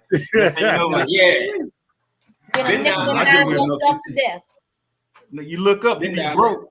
You can paint off that sucker, boy, and next thing you know, you can paint. Say it again, paint. I didn't say pinch. I said you paint off that. I'm just gonna get this 3. Let me take this 3 racks real quick, and I'm gonna get me, buy me a real nice sombrero or some shit, and then I'm gonna put it back. Yeah, man, it's hard living. It can be hard. But congratulations. The hard way. I ain't gonna lie, y'all. I found out the hard way. My wife tell me the same thing. I found out the hard way because, and I talk on other channels about stuff like this. Is that when you're a minority black man in this world, basically, y'all, you don't supposed to be financially successful. You don't supposed to be financially straight. So some of us, it's being arrogant, show off, and it's not that. I just put my work in. you know. But a yeah. lot of times when we come up, they thinking that you arrogant, and your own people, your own race will come at you sideways. Okay. Right. Can I say something? Go ahead, sister. Because you ain't saying nothing but the truth. Now imagine what it's like to be a woman, a single black female. Yeah. Yeah, I'm gonna go get me something to drink. Y'all go ahead. Like not even no shade, like dead serious, like for real. As much as like I will go and seek, business inquiries from try to be for us folks. I get played by us quicker than I do it. Yeah. And that hurts my heart because I'm like, dang, do y'all think about if other people did this to your mama, your sister? Yeah. You know what I'm saying? Right. Like, this is not. I know all of our men are like that, but it's just it's no, that's true. Sometimes a little more often.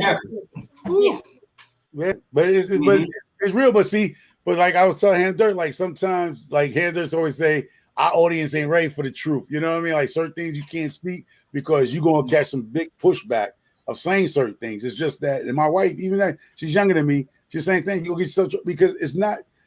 I only can show you what I'm doing. If I can tell you what to do now, like they say, you can lead a horse to water, but you can't make them drink. Yeah. Right. That's true. Because there's some people I tell them. I mean, I see y'all on YouTube, but it's people I see actually in life. Like, did you go down there and do that, bro? Nah, man, I had this and that. Come down next week, same shit. Ah, man, I was going to do that. Yeah, I was going. Excuse years me. go by, months go by. Mama. But then again, you can get in that club on Friday and Saturday and pop a bottle. Feel me? That's what you're not securing yourself. Priorities, man. Priorities. I don't tell anybody do what they want to do with their money, but I'm not doing that. I mean, we've been there, done that back in the day, act a fool. Michael Farmer got rabbits. I don't chase plenty of rabbits back in my day. Right. And caught a few. Yeah. But you got after a while you outgrow all that, and then you get children, and then you start trying to help them plan their future while you're trying to secure your future. Mm-hmm. Another thing too, they don't like micro farmer is when we don't have to go and punch a time clock. How dare you sit back, right, and actually live and not concern yourself with you know what I'm saying? Like, oh, I gotta go work for this person. No, bro. I'll sit back and I'm gonna find me a way. I worked hard enough all these years. Yeah. I'm not like now, the situation I'm in right now. Yeah. My shit is paid for, and I'm happy to now. Yeah. All I got to do is pay my taxes. That's it. Yeah, me too. That's it. That's it. I woke up one morning and I was like, I was manager of this logistic company, huge logistic company. It's like these people, I'm getting gray and shit in my head. Like, y'all excuse me. Yeah. Like, I'm stressing. You know what I mean? I'm like, my phone never stops ringing. Man, we go out to eat, my phone ring, 2 in the morning, 3 in the morning, ring. And it just got to be too much. I'm like, you know what, man? This money is not worth my life. It's not. You know what I'm saying? It's not. So on a Friday, money. I'm not swimming in it yet. I'm manifesting. My manager was manager was on vacation, and I text him and say, hey man, I think I'm gonna put in my resignation. He's like, oh hell no, Stacey, wait a minute, don't do that. What's going on? I was like, man, I'm just before I do something to somebody in here, because I'm stressing. And it's a lot. Yeah, so that Monday morning, I emailed him my resignation, and I haven't looked back. I resigned in June of 2018. Yeah, I walked away, and I was like, I set myself up in a way where everything's paid for: house, car old, truck old as shit. You know what I'm saying? Okay. Yeah. It's yours. I got a 13 out there, okay? Yeah. But I set it up in a way where I could ride this out till I really retire. You know what I'm saying? Yeah. Like I'm not a retirement age. Right. Yeah. And I got a long time before my retirement age, so I'm not getting no pension or nothing like that. But I'm not I gonna- did and that's what I want to say congratulations to all three of y'all, because like Stardust said, and like Stacey said, and like Micro said, I mean, look, man, the whole point with the way the system is structured is for you to have 1 foot in the damn grave. Yeah. We all know that. So yeah. I think it's discouraged for people to step out and try to be take the initiative to, like, you could retire in a more traditional way. I'm assuming that's what Micro did. You earn strike, pay dues, do what you got to do, and do it that way. But you know, it's pretty young, dapper looking fella over here still. So you know. Oh yeah, I learned because I'm kid you not. I learned from my grandfather and my father. They worked to the day they went in the graveyard. Like, I mean, my dad retired. He didn't get his first check and dropped dead. My grandfather worked all his life from they from the Alabama, Georgia area, and they won't and they didn't get to enjoy life. They did the same. A lot of us black men say, I took care of my family, I put all my kids through college and da da da. But then when did you enjoy life? You feel me? Yeah. My granddad worked on the fields with his grandparents and sharecropping and all that nonsense back in the day, whatever. And when he was able to retire, he was already 75 years old. It wasn't no 62 back in the days. They almost retired to the way they retired back in the days. My grandfather, they dropped dead. Right. The wife called the boss and said, "Boss, man, he done died last night." That was your retirement. Yeah. That was part of the plan. Even on these jobs. Even on these jobs, I've seen it. That was it. You know what I mean? Like I said, I worked in management for over 35 plus years, maybe longer than that. But as soon as, I get a phone call or a text message saying such don't pass, HR texts me like, well, we got to go and send you some people to interview. HR they already on it. Yeah, they was like, well, Stacey, who do you think can fill in? And we're gonna line. They already have the interviews lined up. Just about most jobs have a bereavement package, right? We make sure we send you the bereavement package. And if you was a pretty good fella, some of the people from the job will show up to your funeral. You know what I mean? Right. You pretty good fella. What do you show up, blah, blah, blah. And come Monday, Joe Snuffy got your job and ain't nobody gave you a second thought after they put you in that ground. You may come up every now and then. You know what I'm saying? Remember the time he did such and such, and that's it. And that what makes me mad when I hear so-called people talk about, I worked this job for 50 years and never took a day off. You retarded. Oh, what do is this? Because the only going to be, because half of these jobs I come up with, they ain't going to pay you half your vacation time. So anytime you got on the books, they only going to cut that in half if they're going to pay you any of it. Right. So when I hear people try to hold, and that's what I'm going to call it what it is. I call it the Sambo grab. Is that Chicken George shit where you think they pecking you on the head. Yes. He was a good employee. He never took a day off and half dead still did his job. You ain't getting nothing for your grandkids, and your kids ain't getting nothing for that job that you did. All you get is a pat on the head like a cat. I don't pet cats. You petting cats, and a lot of us came up in the world want to be pet up by somebody, be recognized by some stock. Somebody I never took a day off of work. You were handicapped. You're crazy. You ain't getting praised by me. I'm just looking at you like you a fool. I'm doing something else they start doing, Marco Farmer. This is something they start doing. So they start taking people's vacation. Let's say you're one of the people that never took a vacation, which I had a lot of people like that. And they was like, if your vacation days went over this number, you didn't get any more days. So they was taking your money. I'm like, what kind of fool gonna give away a week's pay, 2 weeks pay, because you got 6, 7, 8 weeks of vacation saved up? You saving it, but you ain't doing nothing with it.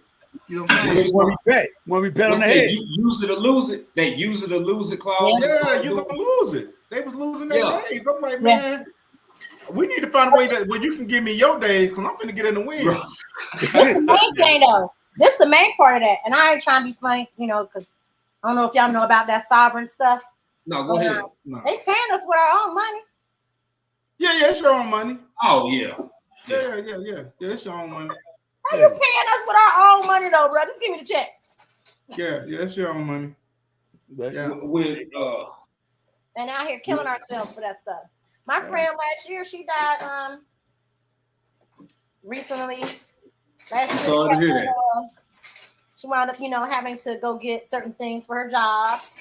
And then after she went and got those things for her job, it affected her health. Yeah. And she passed at 51. Wow. Sorry to hear that. Yeah. So like we got to start really thinking about what's our priorities. Yeah. For ourselves, for our family, our health, our children, the future. Is it worth all that? Is it really worth all that to go do all of that? Well, I don't know, because I like vacationings and I do like to go fishing and boating and stuff. So it is worth it when you think about it like that. But at the same time, ain't nothing wrong with taking what we consider an L, because it's really not an L, it's a lesson, to step back and decide to do something else. If it's not working for you, it's okay. That's you know true. what I mean? That's true. Making those sacrifices. Like I really am considering more and more and more living off my trailer for a little while. Yeah. On my camper. Yeah. Because why? Look. I'm gonna be real with you about something. First off, that's a great idea, in my opinion. But secondly, y'all just put your mind. Imagine Africa, whatever. People live. Everything is pay as you go. Your electricity, your phone. There is the credit system is non-existent in that regard. So that's one pressure that's erased. And then I get into something else Stardust was saying. I want y'all to really think about this. You like vacations. I like vacations. I just, I'm a pretty easygoing, laid back country fella, but at the same time, it depends on what it is. I might like some nice shit every now and again. Yeah, there's nothing wrong with that. There's nothing wrong with that. But what I've learned, I've known for a while, but what really hit home in the last couple of years, man, your time. Yeah. Can't get in the bag. I can't say that enough. Your time is the most precious asset that you possess, and most folks don't even realize that that's an actual asset that you have that's constantly depleting. We were joking, talking about bank accounts, talking about pension. We talk about pension. If you work yourself, yes, you got to eat. You got to put food on the table. You got to put kids through whatever you got to do. We all have a lot to do. But what you also got to do is realize that this shit, that these circumstances are finite. Your existence is finite. Right. That's why I try to walk that middle. I even with everything going on in the world, I put out that one video talking about finding the joy and the peace and being happy. Yeah. Because after you done got that A bag and that B bag ready, after you got the food, the 4-5 cabinets full, you got your rabbits and your collard greens and all that. You got to reach a point where you just kind of, okay, I can work with what I've got. And it's more about maintaining the balance. Because if you got enough money, you can buy preps and buy shit till 2053. Can I give y'all a secret on something? What's up, bro? I'm gonna give you a key to something. Y'all gonna say, y'all can go back and look at this man's life. I'm gonna give you a key to something. Especially black men. Different black women too can learn from this. I got property in Arkansas. I bought 4 plots, right? Now the game plan is, when they say your debts are left to your children, but I found the way these other certain people learn how not to leave the debts to their children. I know. I know, and I'm trying to find somebody to help me set it up. I was giving you the book, but this is the way you do it. Because they change the rules, but as things evolve, you got to evolve. The rule is I have 4 properties, which I'll be leaving out here somewhere in April to check out these 4 properties. Now, the way I'm doing the thinking is I brought these land by tax estate sales, right? Dirt cheap. Yeah. I'm going to go out here. Dirt cheap. Quarter acre dirt cheap. You'll probably move back from Africa, bro, if I tell you how dirt cheap I got them. I'm talking about quarter of an acres. Facts. The truth. Facts. Right? But see, I can't put my business all out there, but here's the dirt. I'm talking about dirt cheap. I brought it for my daughters. They paid for it in full. You see how Stardust talking about all you got to do is pay taxes? All they got to do is pay the little raggedy tax on it. But the land is paid for, paid out in full. Right? Now, here go the game plan. As I'm 54 years old, be 55 this year, right? Craig is halfway decent. I'm gonna go ahead and do the American banking system. Go on, put a couple of houses on that, right? So when you slap a house on it, instantly you got equity. Yeah. But see, you can go get the cheapest house. As long as you put a house on that joint, now still a young man considered to the American people, right? Mm-hmm. Yep. Go take an equity home loan out from the houses, right? Right. So if they give me, just say if a house, they say you got off the rip, you got $30,000 equity. I want the equity out that house, that house, that house, that house, right? Mm-hmm. I'm at 120. Yeah. Now I take my cash. I'm taking this cash now. Get what I'm saying? Cash. Yeah. Now I go to Morocco. I go to Morocco, Africa, and buy me a mansion for $90,000, paid for full and deck, right? Mm-hmm. So I had no plans of paying that bank back. If you get it, you get it. You don't, you don't. So when I drop dead, right? When I drop dead, go on, take them 4 houses. But you know what? Yeah. I made those 4 houses get my grandkids a house in Africa, a mansion. Yeah. You know the mansion. I can get one. I saw one in Morocco for $60,000 American cash. Yeah. Now I go over there in Morocco. I can go to another part of Africa and buy these homes straight up cash. Wow, right? My great I'm not Walt Disney. I'm not Walt Disney, but my great grandson. I'm not thinking about me. I ain't planning to live there. If I did a chance to live there, I'll live there. It's my great grandkids and my grandkids will be able to say, you know, if things go real bad, that's paid for in another spot. Man, we can get on a plane, we can get on a boat, we can get over there. It's paid for straight up. You know what I'm saying? Now, if I drop dead, boop, right? Chase Bank, Barco, whatever, they're gonna take those 4 properties. But I don't care about that because you know what? Go and take that. I already got, like you said, general wealth because now they have 2 or 3 places. I took the property in America and brought other places else.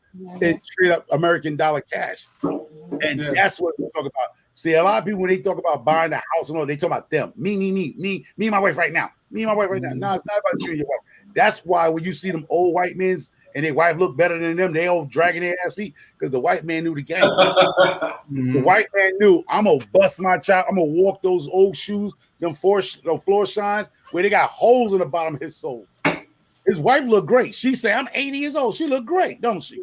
He broken down, right? Because he was stomping the sidewalks to make sure his children and his grandkids don't have to work like us. They don't have to put an application at McDonald's or waiting at Applebee's. Because he knew he was a sacrificial lamb. He was a sacrificial lamb. Right? He was for the killing. But see, a lot of us have never had money, so we can't even phantom of being that sacrificial lamb. We're not willing to die for our generation behind us. We talk about us right now. We put ourselves so much in debt, we don't think about it. Because when you drop debt, you probably still owe $60,000 in your house, and your kids got to worry about that debt. I'm getting past that's the structural system. I mean, that's the way the system designed. Here you go. Like G.I. Joe say. Like G.I. Joe said. You grew up on G.I. Joe. Knowing is half the battle. Half the battle. If you know that, why are you not doing something about it? What they say, when you know better, you do better. There you go. That's what they say. Don't tell me you know that. Don't tell me you know that's the system, and don't try to figure out how to beat that system. Right. Right. And you know, there's a lot of different ways. Watch how other people do it. That's one way. That's one way. Is to watch other people. Right. Yeah, I started my plan at the age of 28. Well, I was actually 26 when I put my plan together. Oh, right when I was getting out of the military. I said, in 1 year, this was out. This I ain't got no money. You know what I'm saying? I ain't got no damn money. But I said my goal was in 1 year was to buy a home. Yeah. I ain't know how I was gonna do it, but I know that's what I wanted to do. All right. I didn't know how I was gonna do it, but that's what I wanted to do. I put my head down, got a little job, working at this printing company. Start off on 3rd shift, stacking off this hot ass shit, cutting my arms all up, right? This when I was young and strong, but I just came off in the military. So So I'm like, boy, this is crazy. But I had the money was good. Then I see they put a job on the board. Second shift. Yeah, I take me some of that. I went over to the other department, right? Feeding the machine, right? Feeding the machine. Then they brought in some equipment that nobody could really keep running, right? So I go down there like I'm a critical thinker. My background is really my background is really computers. Yeah. Advanced computers. That's really my background. That's what I was going to school for. Yeah, so I just, and I went to school for business, but I go there and I'm looking at how this thing's supposed to work. I'm looking at it. I'm drawing it out on a piece of paper, looking at this.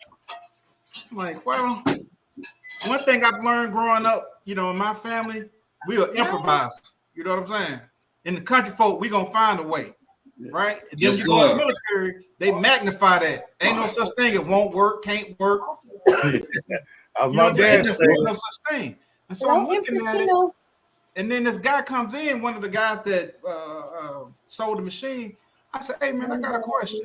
He's like, yeah, what's that? I said, what if you took that little star wheel that pulls that cardboard down? If you took that off and it did a straight drop, and then you put eyes on it where it sees, light to dark, and it tells the machine, you put a PLC on it, and that PLC tells the spray guns when to spray. This guy was from New Orleans. You can look up this company. And he was like, damn, man, that's a good idea. They put it on that machine. Then they put it on another machine. Then the company went and bought 3 more of them. You know what I'm saying? Yeah. Then they took me from feeding that machine, feeding that heavy shit, to back there. I'm monitoring 5 lines. I'm talking about I'm about to go to sleep. We got this thing down pat. So one of the managers come to me. He said, "Hey, Stacey, man, I look at your background, man. I see you ex-military, you're a sergeant, blah blah blah." Woo. I said, "Yeah." And I started talking to James, this black guy. He was a manager. He was like, "What was your job?" I told him what my job was. His was too. You know what I'm saying? Because he was in the reserve. So me, I'm chopping it up. Blah blah blah. He went to North Carolina A&T. You know, I'm like, we chopping it up. He's like, "Yeah, man, you ain't got no damn business out there. Running a machine." He's like, "You don't came in there and did them white folks shit for Yeah. He said that was really smart, man. He was like, "Yeah, but sorry, y'all. Give me a second. Yeah. You need to be in management." So he came to me and other managers. All of them was like, "What do you think about coming into management?" I said, "Well, I've done that in the military. I was a frontline supervisor, blah blah blah blah blah." And then next thing I know, I'm in the office. There you go. And I never looked back from that day forward when they gave me that opportunity. But when they give you the chance to grow, yes, take advantage of it. And because and then once they see how I thought, how I managed, how I led, it was kind of hard for the employees because they remember when I got there. You know what I'm saying? They know I worked online. I had some issues with some operators because they was old heads, I had some issues, and I had to bring them in the office and talk to them. Like, first of all, if you got an issue, man, just come talk to me. I'm easy. I don't care nothing about titles. I'm more about people. And so once I started chopping it up with them, I was like, you know what you know, because you've been doing this for a long time. I said, but what you don't know is what I know. You know what I'm saying? You assuming because I'm young. You know what I mean? That I don't know this, but once I start showing them, and when they start computerizing and animating, making everything, putting all this automation in here, and they wasn't used to that. They were used to mechanics and turning wrenches. I'm used to pressing buttons, and they would, "Hey, Stacey, come help me with this. Hey, Stacey, help me." And then once I started helping them and showing them, it was lovely after that. I worked there for 5 years before I left, man. But that's how I got started my career. Yeah, most companies will recognize their employees because I tell you, I work for MTA in New York City, man. And it was a thing, if you tore up a bus, right, you had to go down and pee in the cup, right? Now, there was some big bosses in the garage. I'm pulling the bus out early in the morning, right? I was running my mouth with a female dispatcher, right? And I didn't realize I had one of my mirrors out on a brand new bus, man. Yeah. I done popped the mirror, or what we call pop the mirror. You pop it, broke it off. Pow, right? Yeah. They're like, "Man, I think you're going to have to go downtown." Now, big bosses from downtown was up there. They knew me. from years of being. I'm a young cat. I came on the job at 21, right? Yeah. They're like, oh man, you know, I'll make million. Man, put that bus out, go get you another bus and get on out of it. They're like, who the hell do he know? Where he didn't have to go down there and pee in the cup and give a statement. Yeah. They told me to put that bus to the side and jump out, pull out. So when I hear people successfully do stuff, is real companies and real people recognize real value employees. And that's how and that's what I said was funny to tell us because I've been in situations where if it was somebody else, they'd been gone. They'd been done. Yeah. Oh yeah. Like, oh, man, go on, get where you go. So it does feels good at some point. People recognizing what you bring to the company. Yeah, and that's true. Definitely let you know that you know what you do. Some companies don't really care. There are companies that you could be the best employee, and next you know, all that work you put in don't mean nothing. They put you out door. Like, I'm gonna tell you something. So when I went to my next company, my Uncle Ron, right? I don't know if you ever heard of Six Sigma, right? Nah. Six Sigma, right? So my Uncle Ron is a Six Sigma black belt, right? So he teaching me about Six Sigma. He's teaching me about Six Sigma when I was at the other company, right? And it's a Japanese way of thinking. So instead of like, you know, in America, we think in hours and we think in minutes, right? And Six Sigma, they think in seconds, right? The Japanese, the way they manufacture, the way they everything, right? And so my Uncle Ron, he's brilliant.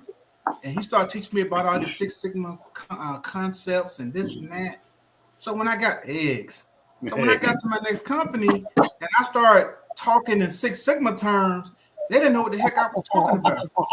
You know what I'm saying? They didn't know. I was like, well, yeah, you bring the whip in here, and you set the whip here, and blah, blah, blah. And I started changing some of the processes and the way things move. Because I had Six Sigma training, I look at stuff differently. So by the time they did bring in some Six Sigma black belts and all that, I was already ahead of the game, and they saw where did you learn this from? You know, because they were sending people to the University of Georgia, and then they brought some folks in. I was like, well, I learned this from my Uncle Ron. I learned about Six Sigma from my Uncle Ron. So you got Six Sigma yellow belt, green belt, and black belt. If you got Six Sigma on your resume, right? Man. Microphone. That's what I'm telling you. I worry about no money. I got Six Sigma on my resume, right? Nice. You automatically your money's changed.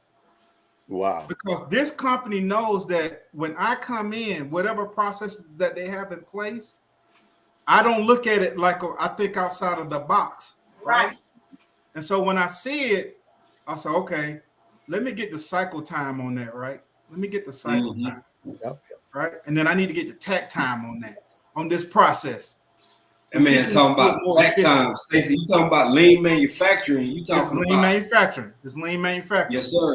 So when I look at it, because I got this lean background, I look at totally different. So when I go to companies, they know that I'm going to improve and save them money automatically because of the way I think, because of the way I've been trained.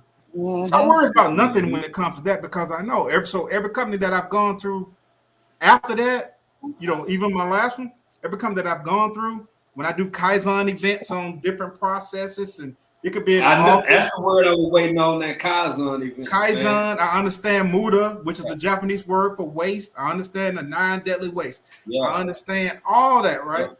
So when I go to a company, Market Farmer, they look at me differently because they know when I come and look at a process, I'm not going to look at it like the regular Joe. I'm going to come in there like, well, why are y'all doing it like that? I'm like, well, why does he have to do this? And I'm like, no, you need to move this over here and put this right here because your cycle time says this, your takt time says that. Then we should be able to cycle more, right? Yeah, we should be able to cycle more. And companies love that because they know that people that got lean manufacturing, Six Sigma backgrounds, we just think differently because we've been trained differently. Yeah. Hey, Pooh Bear jumped in. You could take that same tactics you're saying, and I mean not in the Sigma, but if you took that and break that down to your gardening, your livestock, it's the same way. It's management. It's almost like land management. I do. Like, oh, you do? Oh, so there you go. See, Mark Farmer, once you train with this, once you get the training and you live that training, Yeah. you can't make your mind unthink it. Right. But that's what I'm saying. Like when you bring that, like, you know, as a YouTube creator, the content's like, you know, you might, it's going to take a little long for people to get, but you got to understand it's called, I was going to make that, but I was talking too much on my live about getting more yield. See, when things are working in the right order, if you have the pH system, the pH right in your soil, if you space it correctly and do it the right way, you can guarantee yourself more yield. Now, normally if you be at a 7.5, you know, just getting it 7.6, whatever, 7.4, you're gonna get a certain crop. But if you get that ideal between 6.3 to 7.0, you're gonna see the difference in your crops. A major difference. And a lot of us, we skip that point because a lot of people love to show you on YouTube their growth. Like me, I show you those plants, but those plants that you see grow in the optimal level of pH. pH makes a big difference in your plants. And you don't have to. Once again, you don't have to. It's because most plants are going to find they niche. They're going to adapt. But if you want the most out of your plants, you got to keep that soil between 6.3 and 7.0. Now, the easy way to do that is go to Amazon and invest yourself in a pH reader. They got one that gives you the moisture content, the pH, and the light. That's what you need. Those three things, as long as you can keep that pH balance between 6.3 and 7.0, you're going to see your crops take off. But a lot of us, we don't do that. Right. I tell a lot of people, so, you know, I think some people think I have something against soil tests. I don't have nothing against people doing soil tests, right? But my whole thing is just get started, right? And then you can, once you get started, you can get the soil test, you can get whatever, you can do the pH and blah, blah, blah, blah, blah, blah, blah. But if you're just sitting there idle, like, well, I got to wait till this get back, and then I got to wait till that get back, and then I got to wait till Amazon send me the thing, and then I got to wait till University of Georgia send me my results and all that kind of thing. Hell, the damn growing season gonna be over with. Yeah, exactly. I know how you can test your soil. Plant you some that needs acidic soil in the soil and see if it grows. But see, what I believe is, I'm not against the technologies of gardening. I'm learning this. I'm old school, so I'm learning this, right? Yeah. This blood meal and bone meal, I told you that's new to me. All I ever used was manure, compost, grass clipping, leaves, eggshells, coffee. That's about all I got. That's what I went in my freezer last year. I took out all that old fish that, because I'm a fisherman too now. All that old fish I had in there, I took all that fish and put it into my compost bin. You know why? Because that's what I saw when I was growing up. Mm-hmm. Yeah. You see what I'm saying? I seen my great uncle them turn them leaves, till them leaves over in that field. Yeah, and that is a good thing too. That's what I saw. Yeah, and besides that, what you're doing too is you're rotating your stuff in your freezer because, like I say, you don't want old fish, so it gives a way to clean out your refrigerator and your freezer. Yeah. So, because you a family of whatever, I don't know your size of your family that's in the house, but at the end of the day, you can't eat all that. That's why I tell people everything you see I grow out there, a family for we ain't eating all that. That stuff is given away. It's not that I'm just doing that. It's just that it's too much for a family of four. I don't do canning. I don't do jarring. I don't do none of that. I don't do none of that because to me, it's just not feasible for me to do that. For other people, yes. Like I said, I'm not knocking people that can and jar. Whatever. You said canning? Like canning? And jar, what y'all call this stuff. This stuff is food and this stuff. I don't do that. I'm starting. Okay. I got to bring you see these jars with me? When you see these jars with me, this is cannabis jars. They had nothing to do with food, bro. That jar for the sticky. That's for the sticky icky, bro. I'm down to my last bit. Oh, you grow that? Do you? Stardust, you gotta catch up on some of his old videos, man. I didn't know. Hey, Stardust, I'm gonna tell you like this right here, right? So me and Microfarmer talking. We talking. He like, yeah, Stacy, man. I'm not really. I can't call myself a gardener, man. I ain't gonna call myself. I said, bro, listen to me, man. Cultivation is cultivation. But no, this before he even started doing that, right? I knew him before the cultivation. Yeah. Right. So I'm telling him, I believe in what people show me. I don't care about what you say. You know what I'm saying? You can talk that talk. I've lived through that all my life. You know what I'm saying? You know what I'm saying? You know what I'm saying? All you gotta do, you know what I'm saying? Okay, show it to me. And what I liked about Microfarmer is, and I told him, I said, dude, you a gardener, man. No, I'm not. I can't tell him about gardener, man. I said, Microfarmer, I'm looking at what you have done. You know what I'm saying? I'm looking behind you in that raised bed. You got greens and stuff coming out of there like somebody done shot them up with steroids. Yeah. I'm looking at, you started your corn. I started my corn before you started yours. Your corn coming all out the pot like this here. My corn still down there like this here. My corn like this. He showed me, yeah, man, I'm straight my corn. I'm like, man, what the hell, y'all? What kind of corn is that? Yeah. So I'm telling him, I said, Microfarmer, you may not want to claim it or nothing like that, because I don't like to try to be. I'm not an expert at gardening. You know what I'm saying? Yeah. I'm definitely not an expert at gardening, but and I don't like to. But look behind me. Yeah, exactly. Yeah, that's all I can say. I'm not an expert at gardening. I'm learning from everybody, right? I'm learning. I listen to what Stardust to say, and I'm gonna tell you why I listen to what Stardust to say, because Stardust has showed me her garden. Yeah, I see them damn Brussels sprouts. Don't look like they belong in a farmer's market. Okay. I seen them green. Yeah, she didn't come in here and told me, well, after you take the microorganisms and all that.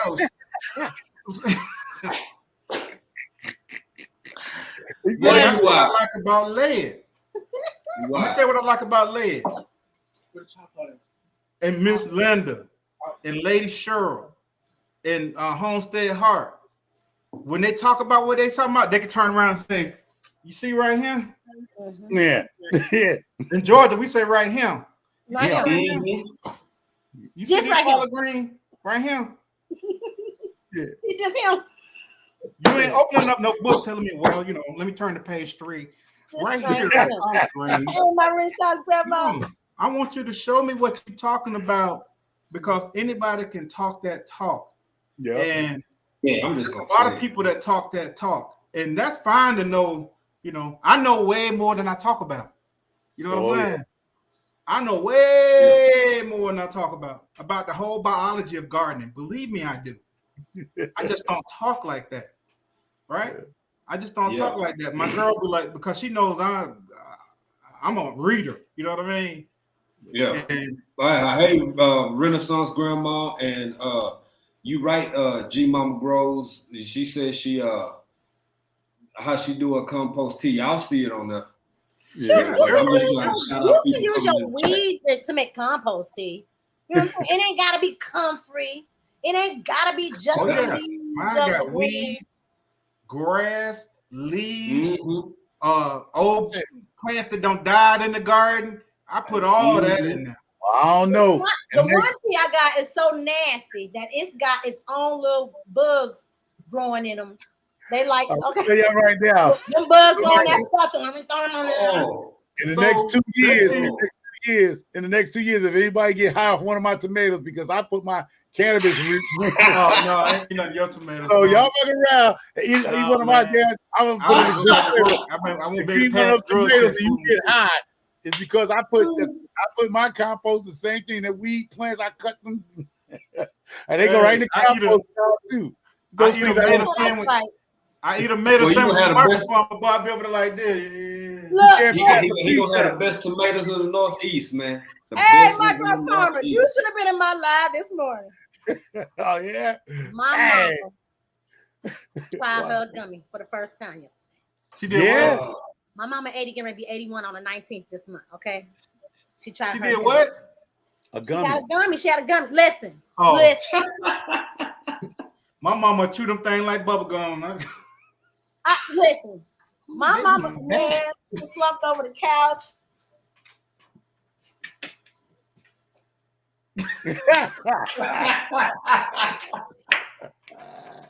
I got a video of her talking shit about Batman. I don't know how she say something about Batman on the TV. She like, Batman, eyes closed and everything up there. Okay.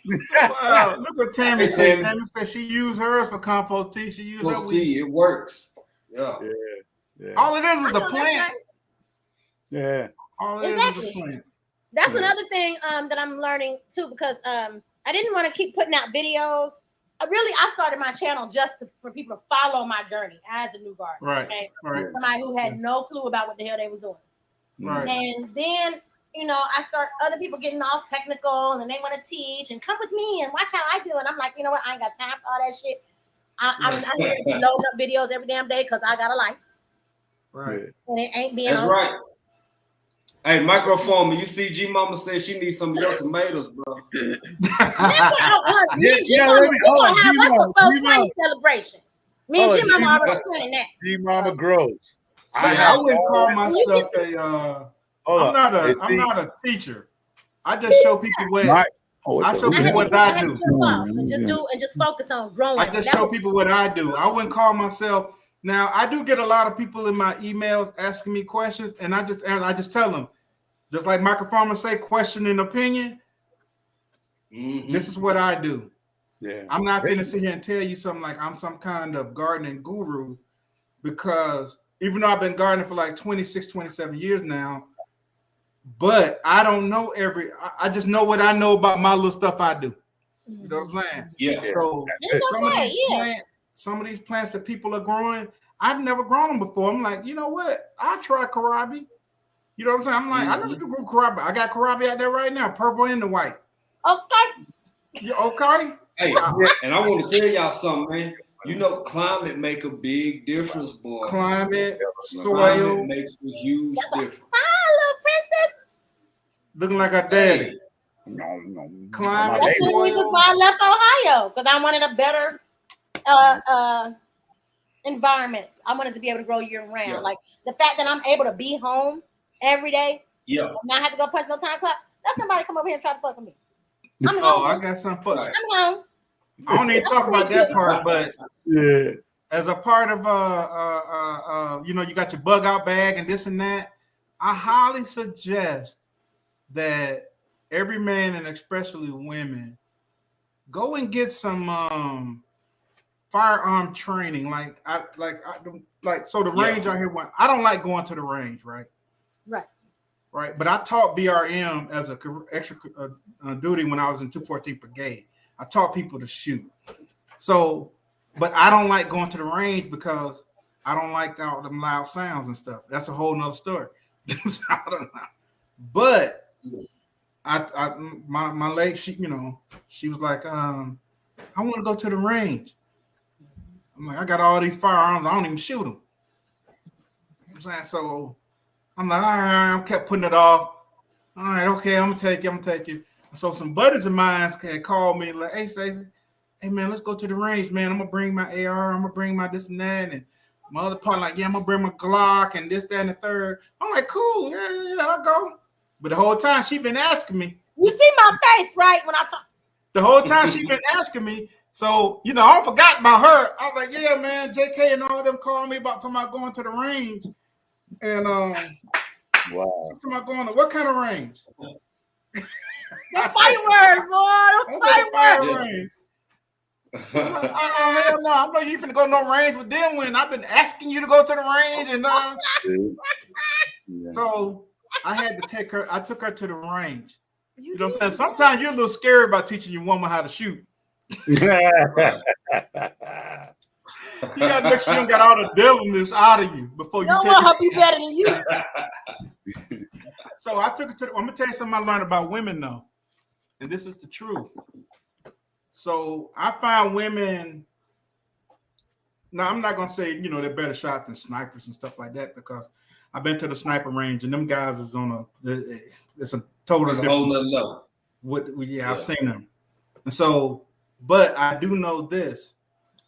When you take a woman to the range, they're not like guys I've tried to show how to use a firearm. They're nothing like them.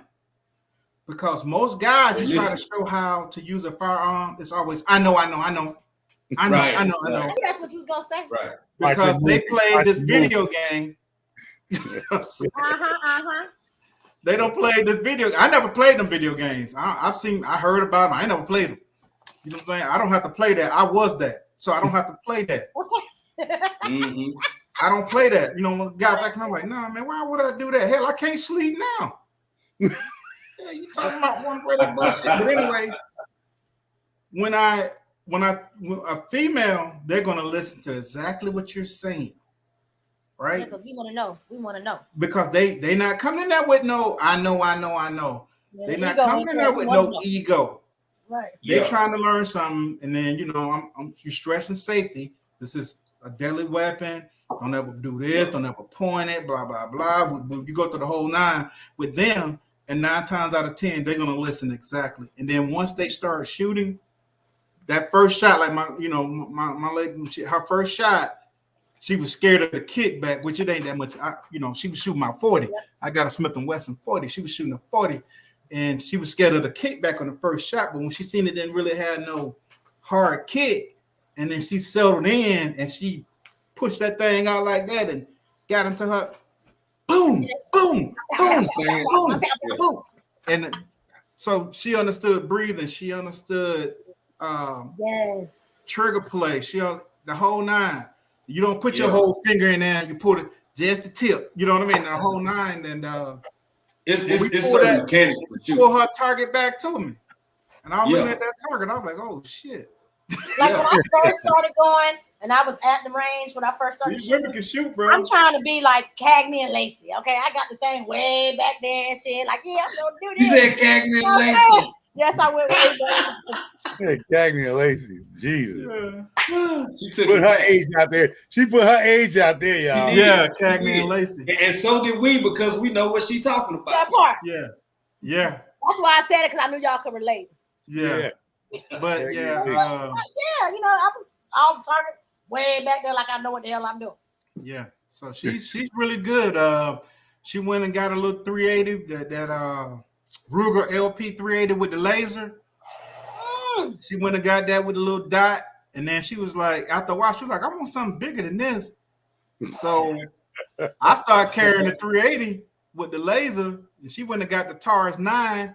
So she carried a Taurus 9, and then I gave Star when Star got her own apartment. I gave Star the 380 with the dot. You know what I'm saying? We went through the whole 9. I was like, listen. Anybody knock and kick your door, start shooting. Can you use 9mm bullets with a 380? Huh? Can you use 9mm bullets? Nah. 380 bullet is smaller than a 9mm. Yeah. Not by much. I'm a 9 girl. But now Stardust. Now you can get this gun called the Judge. It'll shoot shotgun. It shoots about three types of ammo. And that's where that particular gun is great for a survival gun, due to the fact that if things do go astray, you have options. There's a lot of 9mm bullets out there, right? Mm-hmm. But if you are not, you can actually use shotgun shells. 14 shells. Yeah, 14. Yeah, for the Judge. Yeah, 14. Yeah, it comes with adapter. It comes with adapter that you can shoot different calibers. Yeah, I shot that. So when I shot the Judge, my friend Jason got a Judge. Like my partner's got a lot of guns. My partner Jason, a white dude, Jason got a whole bunch of guns, right? And so he brought the Judge, and I had been looking at the Judge, but I was nervous about the Judge. I thought the Judge, it's because it shoot a 44 and it shoot a 14. Yeah. And so you may be able to get him in 357 14, but I think his was a 44 and 410. It's so I'm 40, like, man, it's 410, 45. Yeah, I'm like, it's gonna have a lot of kickback. Yeah, you think about. But when I shot it, it hardly has any kickback. Mm-hmm. Yeah. But here it goes. Here it goes. It hardly has any kickback. It doesn't kick like I shot the 410s out of it. I shot. You ain't got to worry about the hard flicks. When you get hit by one of them joints, you ain't getting up. You ain't got to worry about him getting back up. What I like about the 410 is the spread. You get a little bit of spread with the 410. You know what I'm saying? Yeah. Oh, what you say? Like Dave Chappelle said, pepper him up a little bit. Yeah, you ain't peppering up. He ain't getting back before up. You blow the hole in their chest. Yes, you are. Well, I mean, the fact that it's built smaller, so you would think you get the spread, but at the same time, that's close combat, right? It's close. It's close.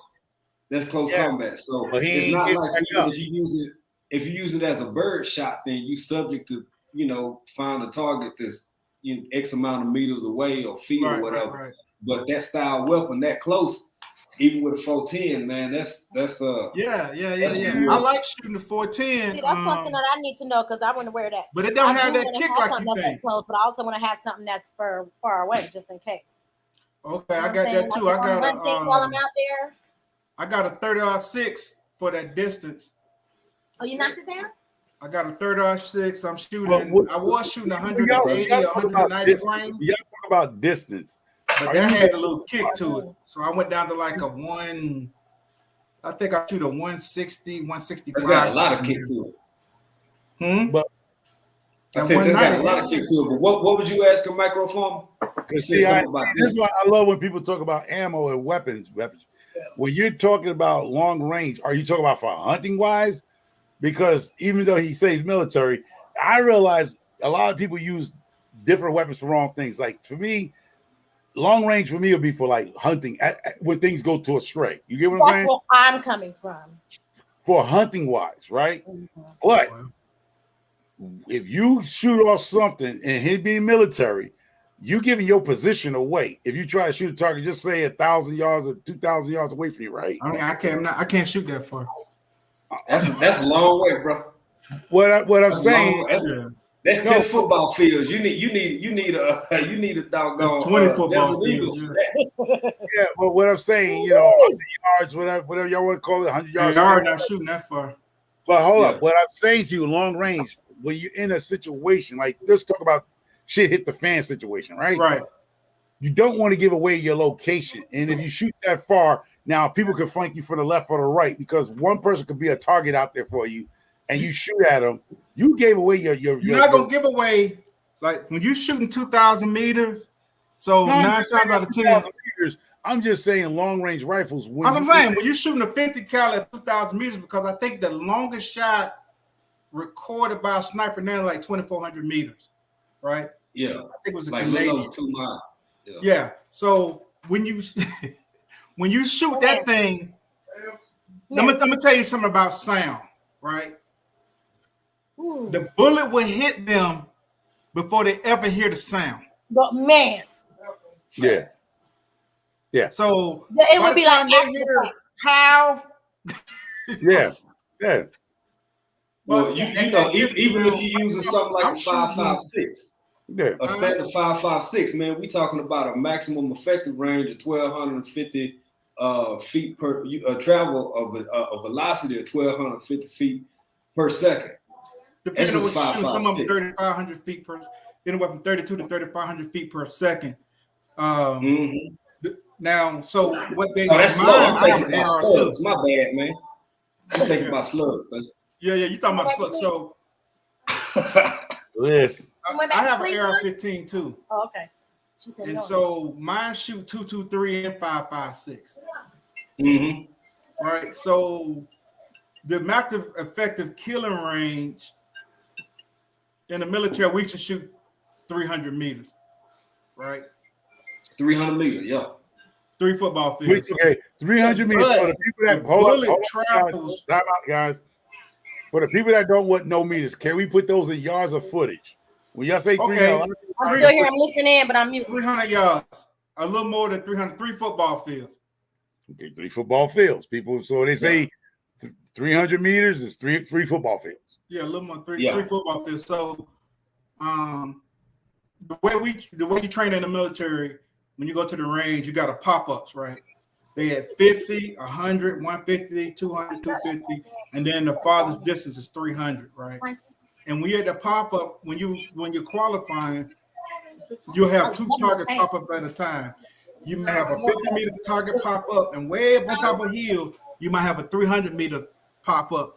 You only got a few seconds to knock down both. You get 40 rounds, right? And so what I would do when I had a 300 and a 50 pop up, I shoot the longest one first. I shoot the 300 first because it takes me a little bit longer to get my sight picture, my breathing, the whole nine on that. Boom. And once I shoot that, I come back to the 50. Hey, Pooh Bear, just talking about random, we just all over the place. It's a good conversation. We talking about security, we talking about safety, and ammunition. But the AR-15 or M16 is basically a 22 on steroids, is what it is. It's like a 20. The caliber, if you put a 22 caliber bullet next to it, you know, like the Magnum bullet, it's about that, except it travels way faster. And then they're what they call tumblers, right?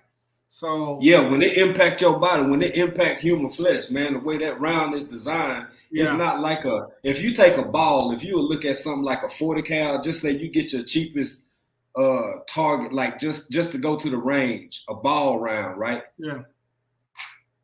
It just smash. It mushroom out if you get something that's you're capable of mushroom. But when you get into rounds like what 223, 556, they hit you and them suckers tumble. They just like this. So so it puts a hole in the front about the size you can put your pistol in, microfarmer. Yeah. It puts a little bitty hole in the front. Come out this way. And then blow your back out. Yeah, blow your back out. What women talk about, blow their back out now. So, you know, some people think that they're not effective because, you know, you went from shooting a 7.62, which is the equivalent of a 308 round, right? A 7.62, 308 is about the same. So when they went from that to the 5.56, it's like, oh, that bullet too small. But it's got good knockdown power because it travels so fast, and then once it impacts, it tumbles. So just for Cali Pooh Bear, we talking about military. We're talking about hunting, y'all. Not hunting. Both. Yeah. The reason why the M16 was more because of the Geneva Convention, where that's why we use full metal jackets, because the chances are you survive. It's not really to be a kill mission. No, it's to kill people. I've never trained it. I have never trained. No, what I'm saying, the jacket, they changed the power, the velocity of the bullets. We talking about deer, YouTube. We talking about people. Yeah. We talking about deer. If you was deer hunting with like the Geneva Convention, the only thing that's in that microfarmer is you're not supposed to shoot a deer with a 50 cal. If you get what I'm saying. Right. It's supposed to be only for like armor piercing tanks, blah blah blah. But believe me, they shoot deer with a 50 cal. Yeah. Oh, I've seen it. I've seen it. If you look at the Apache, right, and you see what size shells that they shoot deer with Apaches. Yeah. And them 30 Mike. Because I already thought of that. I'm talking about, dude, I've taken a 50 cal shell and put it inside of a shell that come out of Apache. That's how big they are. Yeah. Hey, y'all, I am I know we got some people. We got people coming in. How many people we have in here? Pass it over to Diamond. over the hands in the dirt. Hey, Stardust, you back just in time. I'm still here, baby. I ain't went nowhere. Hands of Dirt gonna go live because it's past Africans dreaming back time. It's almost 1 o'clock here in the morning. Yeah. So, bro, go ahead. Yeah, get some rest. Go on to bed, bro. No, it's cool. I just got some stuff I gotta kind of get to early. And again, man, I appreciate y'all for jumping in, showing love. Hell, I might even just put it on just so I can support whoever Man, come up with it. Yeah, like I said, thank for you coming on, but bro, what you can do, man, when you up, man, you see me live, man, pop up, bro. So if you up and available, man, you're always welcome to come up on my lives, bro. Yeah, that's what I mean. I thought that what was gonna happen today. I was kind of, waiting for you, but I ain't gonna say nothing or nothing. You know. I'm gonna come back to y'all because I gotta go out here. Oh, not though. Okay, but all right. Also, because I'm doing Tuesday, you doing Tuesday in your time, and I'm doing Tuesday at 1, which I don't know what I forgot. It's 8 hours difference, so it's 8. Wait, it's 1 o'clock. We'll work it out, bro. If it's 1 o'clock my time, what is it your time? 8 o'clock at night, right? Yeah, we 8 hours behind. Yes, it's like 8 or 9. It's so 9. So that'd be perfect for you. So so next round, hey, 1 o'clock, 8 o'clock your time, and then when you go, it's what? I don't know. It's 8 hours ahead. Whenever you finish. Because you go 6 o'clock, right? I don't know. Okay, 12:51 there where you are, African Dreaming. It's going on 1 o'clock a.m. It's going on 1 o'clock a.m. where you are. Yeah. I'm 9 o'clock. I'm 8 o'clock. 8 hours ahead of the East Coast. 9 hours ahead of my folks back in Texas, and my folks on the West Coast. I'm 11 hours ahead of them. Okay. So, where you at, Stardust? North Florida. Oh, so he's 8 hours ahead of you. So that's what we got. If it's 1 o'clock here, it's 8 p.m. there. Yeah. So when he do 6, it's what here. When you do your live at 6 p.m. where you at, it's technically 10 o'clock in the morning here. Right. Yeah. Right. And that's kind of early. That's kind of early, but that's the time I've been doing it. I kind of got to groove with that. Do what you gotta do. But that's what I'm saying. I gotta figure out because I go at 1 o'clock our time, so it'll be 8 p.m. your time. I don't know if you're available around that time, but if you do, come on up, bro. Hit me up with the email. Yeah, of course, man. Anytime. Look, we all human, so life happens, things happen. Sometimes we gonna kind of miss here or there, be a little early or a little late or whatever. But as long as we keep sharing and putting out this information, bro, that's all I care about. Instagram, try to Instagram me because I have a friend, Diva. She's in South Africa, so we talk to each other every other day through Instagram. It don't cost us nothing. I know if you try to call us, it's a wrap. But we go through Instagram. Yeah. Instagram have a feature where she calls us from South Africa. So we use that all the time. All right. Absolutely. So you got my Instagram. Hit me up. Because see, soon I finished doing my live, they was in South Africa. They was hitting me up when I got off my live. They was welcoming me. I have a lot of followers in Africa, but they're creators, but they don't use African Dreaming. They doing like fashion and other stuff. That a lot of African, but they don't. Yeah, man, I'm the only cat over here in Africa. I just want to tell y'all, I'll be back on somebody, and whoever's live later on, I'll be back. Hands and dirt going. I don't know where you're going. Okay, I gotta go out here and pull these greens though first. That's what Hands and Dirt did earlier. Thank you for y'all. All right, we'll see you. Y'all. All right, y'all. Good night. All right. Good night. Y'all take it easy. All right. Peace.